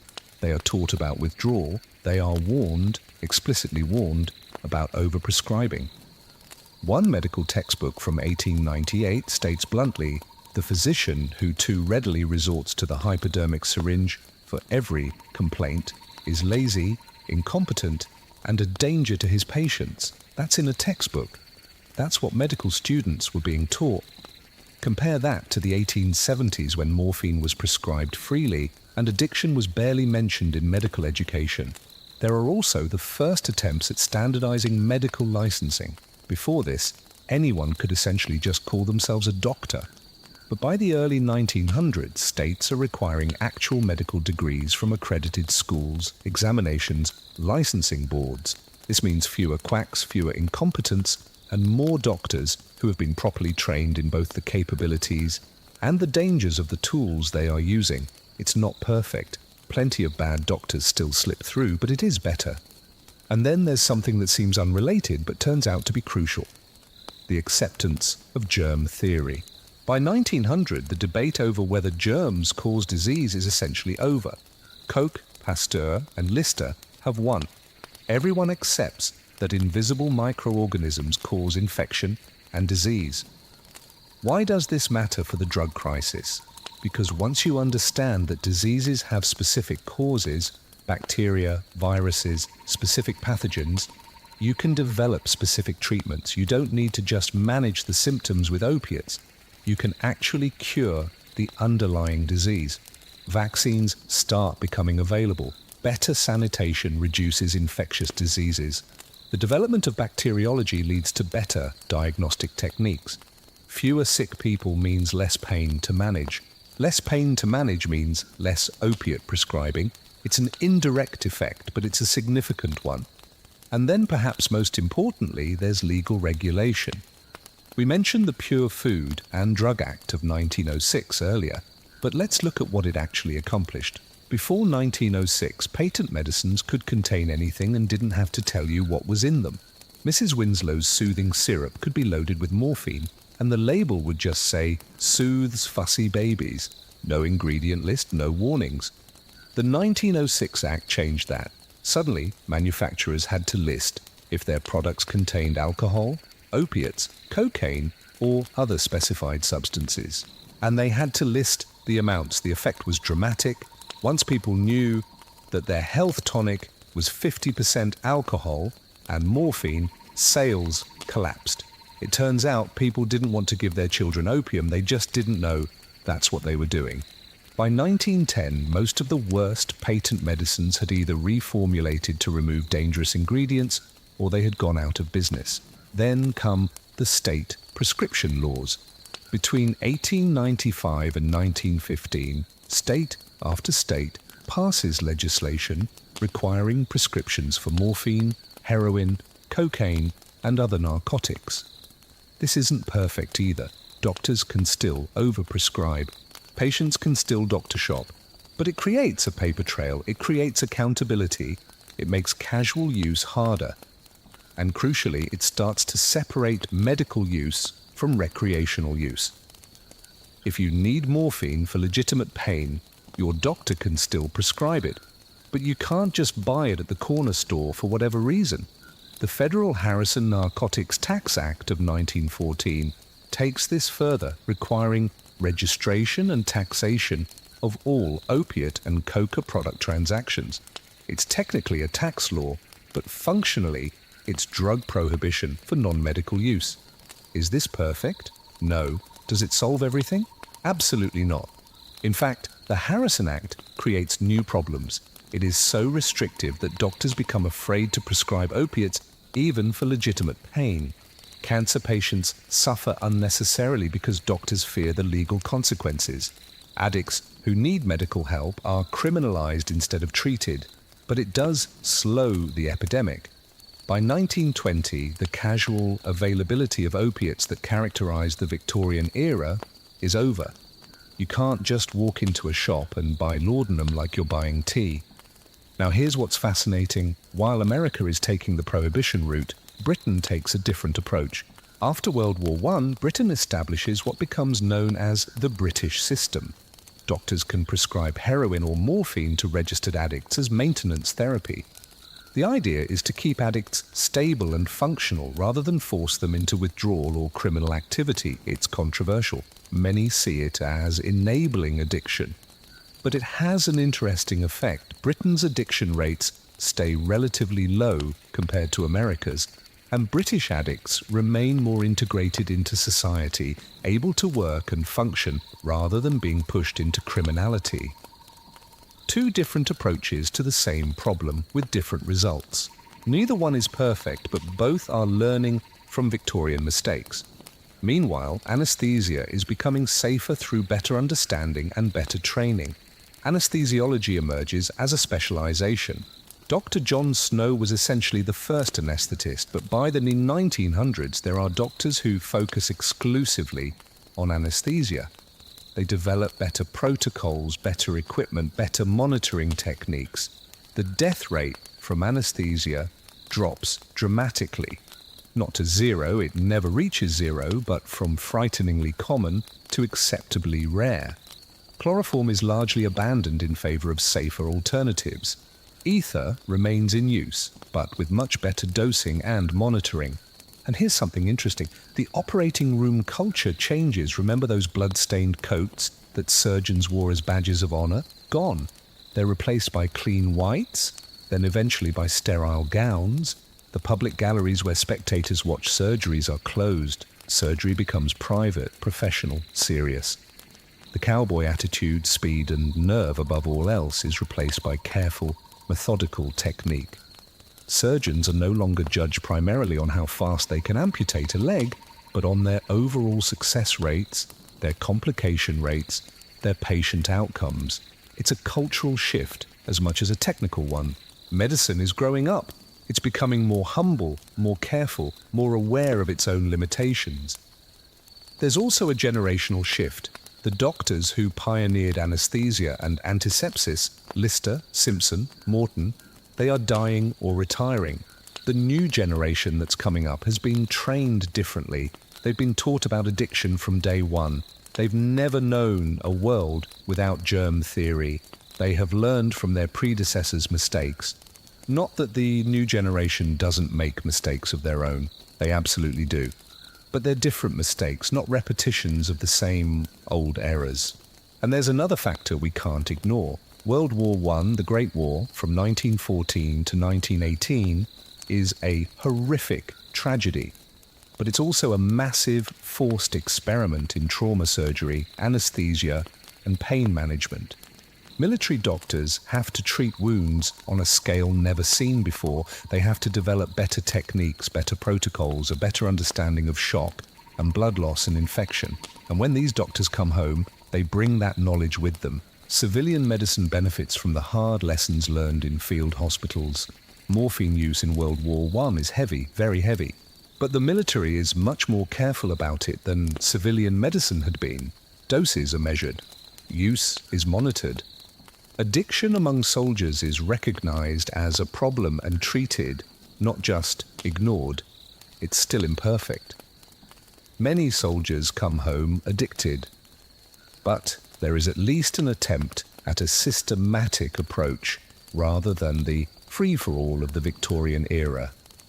By 1920, when our story of the Victorian medical revolution essentially ends, medicine looks radically different from how it did in 1840. Surgery is safe enough that survival is expected rather than just hoped for. Anesthesia is reliable enough that death from it is rare rather than common. Pain management exists without creating mass addiction, or at least with much less addiction than before. The God complex is fading. Doctors are starting to see themselves as scientific professionals rather than as miracle workers. They're publishing their failures along with their successes. They are admitting uncertainty. They're learning to say, I don't know, instead of prescribing something dangerous just to appear confident.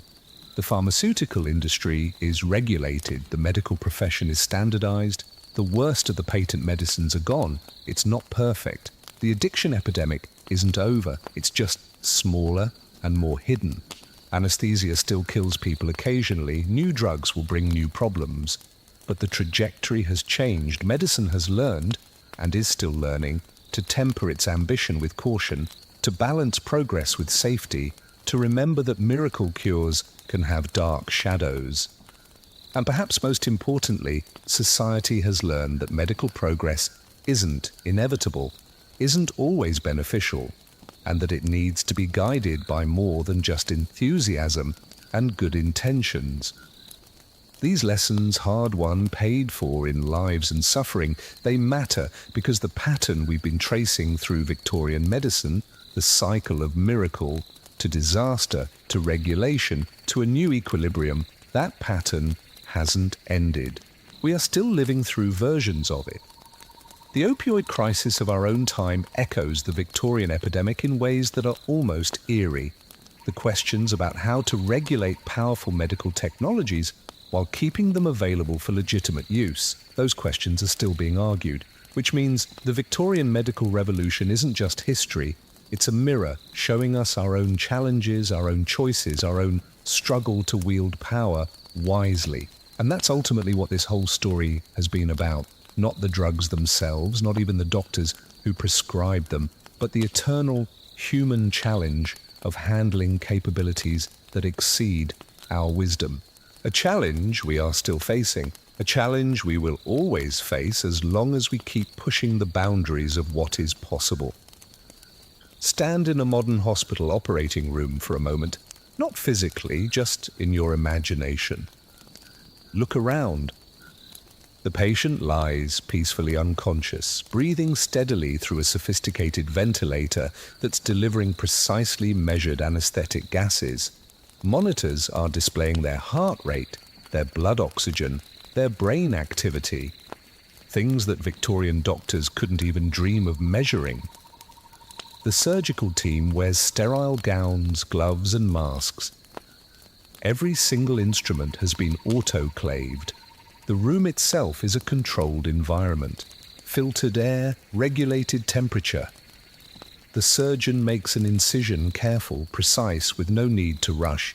An anesthesiologist monitors the patient continuously, adjusting medication doses in real time. A nurse tracks every sponge, every instrument, every supply that's used. Nothing is left to chance. This is what the Victorian Revolution ultimately created. This is where that journey from screaming tables to silent operating rooms led. But here's what strikes me the most. We still use the same basic substances those Victorian pioneers discovered. Morphine, isolated by Sir Turner back in 1803, remains the gold standard for severe pain. When someone is dying of cancer, when someone has been in a terrible accident, morphine is still what we reach for because it works. It genuinely works. Cocaine derivatives are still used for local anesthesia in eye surgery and other procedures. That discovery Carl Koller made in 1884 is still relevant. And the principles of anesthesia, rendering patients unconscious, preventing pain, monitoring carefully, those principles haven't changed. We have just gotten vastly better at executing them. So the Victorian medical revolution wasn't wrong, it was incomplete, it was mishandled, it was overhyped and under-regulated. But the core insights were sound. Pain can be eliminated, infection can be prevented, surgery can be safe. These aren't myths. They are real achievements that have saved countless millions of lives. The question is, what do we do with that legacy? Because here we are, over a century later, and we're still grappling with the same fundamental tensions. Look at the opioid crisis of the 21st century. Does it sound familiar? Pharmaceutical companies heavily marketing prescription opioids, doctors prescribing them freely for chronic pain, patients becoming addicted through legitimate medical treatment, a slow realization that we have created another epidemic, a regulatory crackdown that helps some people but harms others who need pain management. It's the Victorian pattern repeating, almost exactly. In the 1990s and 2000s, we convinced ourselves that newer opioids like OxyContin were different, safer, less addictive than the old ones. We told ourselves that we had learned from history, that modern pharmaceutical science had solved the addiction problem. We were wrong, just like the Victorians were wrong about morphine being safer than laudanum and heroin being safer than morphine. The cycle continued. Miracle drug, widespread adoption, addiction crisis, societal reckoning. Why? Why do we keep making the same mistakes? Partly because each generation thinks it's different, smarter, more advanced than the previous one. We look at Victorian doctors prescribing morphine for everything and think, how could they have been so foolish? But we did the same thing with OxyContin, partly because the financial incentives remain the same.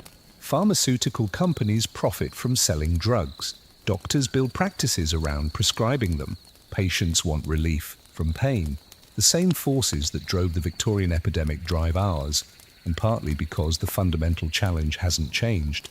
How do you make powerful pain relief available to people who genuinely need it without creating widespread addiction? Nobody has solved this. Not the Victorians, not us, not anyone. But, and this is crucial, we have learned some things. We know that addiction is a medical condition, not a moral failing.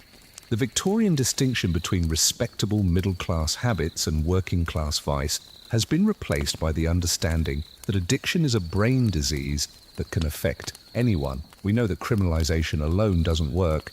The Harrison Act didn't eliminate addiction, it just pushed it underground. Modern approaches increasingly focus on treatment rather than on punishment. We know that regulation matters. The Pure Food and Drug Act of 1906 saved lives. Modern FDA approval processes, despite their flaws, prevent many dangerous substances from ever reaching the market. And we know that transparency helps. When people know what's in their medicine, they can make informed choices. Hidden ingredients like the morphine in Victorian patent medicines, that's where the real danger lies. And we know, or we should know, that medical hubris is dangerous. The Victorian God complex, the belief that doctors had transcended human limitations, that led to overconfidence and tragedy. Modern medicine is more humble. Not humble enough, perhaps. There is still plenty of arrogance. But it's more aware of its limitations, more willing to admit uncertainty, more open to saying, we don't know yet. So, what's the takeaway? What's the lesson from this whole Victorian medical revolution story?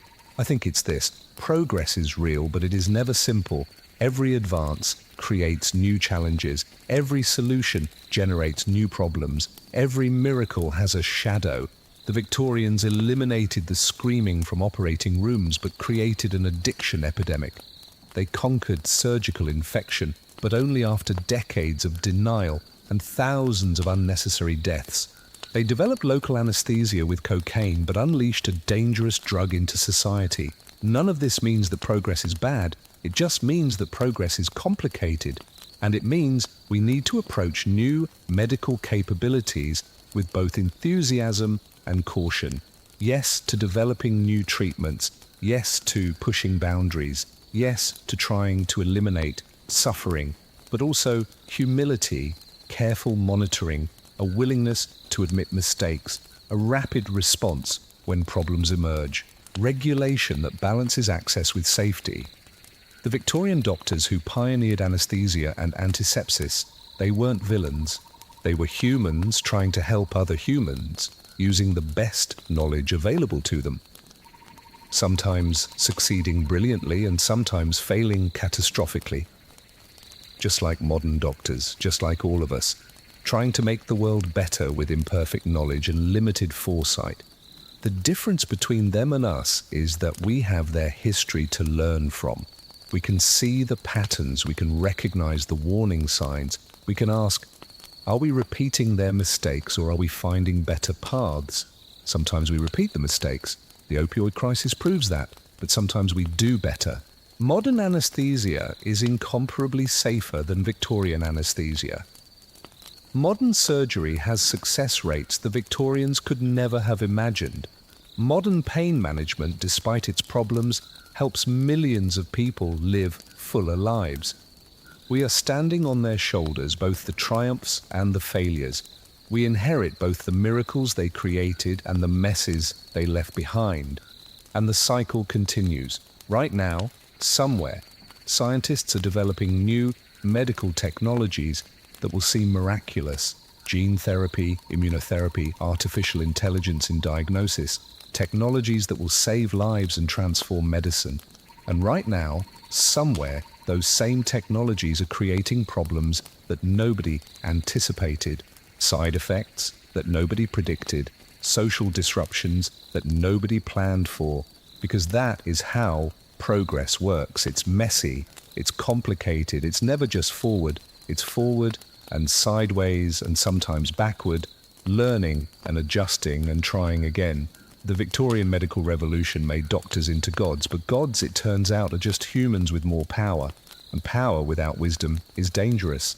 So maybe the real lesson isn't about medicine at all. Maybe it's about how we handle any kind of power, medical, technological, political, whatever. Maybe it's about staying humble even when we achieve miracles. About monitoring for problems even when everything seems to be working. About being willing to admit mistakes and change course. About balancing progress with caution, innovation with regulation, individual freedom with collective safety. These are hard problems. The Victorians struggled with them. We are struggling with them. Future generations will struggle with them too.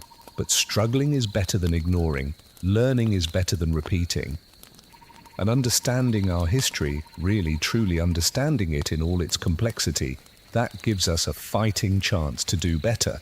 So here we are at the end of this story that's not really an ending at all, because the Victorian medical revolution isn't over. It's ongoing. We are still living through its consequences, still building on its foundations, still wrestling with the questions it raised. The medicine that made Victorian doctors gods also revealed their humanity. And maybe that's the most important discovery of all. Not that we can achieve miraculous things, but that achieving miraculous things doesn't make us less human. It just gives us more responsibility to wield our capabilities wisely. Tonight, somewhere a patient is going into surgery painlessly because of discoveries made in the 1840s. Somewhere a person with severe pain is finding relief from morphine that was isolated in 1803. Somewhere, a life is being saved by techniques developed through Victorian trial and error. And somewhere, someone is struggling with an addiction that started with a prescription, caught in patterns the Victorians would recognize immediately. Both are true, both matter, both are part of the legacy. The gods we created, these powerful medical capabilities, they are neither saviors nor demons, they are tools. Incredibly powerful tools that can heal or harm, depending on how we use them, and we are still learning how to use them wisely. And that's the story of the Victorian medical revolution. Not a simple tale of progress or tragedy, but a complex, messy human story of trying to eliminate suffering and sometimes creating new forms of it, of achieving the impossible and paying unexpected prices, of becoming gods and discovering that godhood is a burden as much as a blessing. It's a story without a neat ending because the questions it raises are still being asked. The challenges it presents are still being faced. The tensions it created are still being negotiated. But maybe that's exactly as it should be. Maybe the best we can hope for isn't perfect solutions, but continuous learning.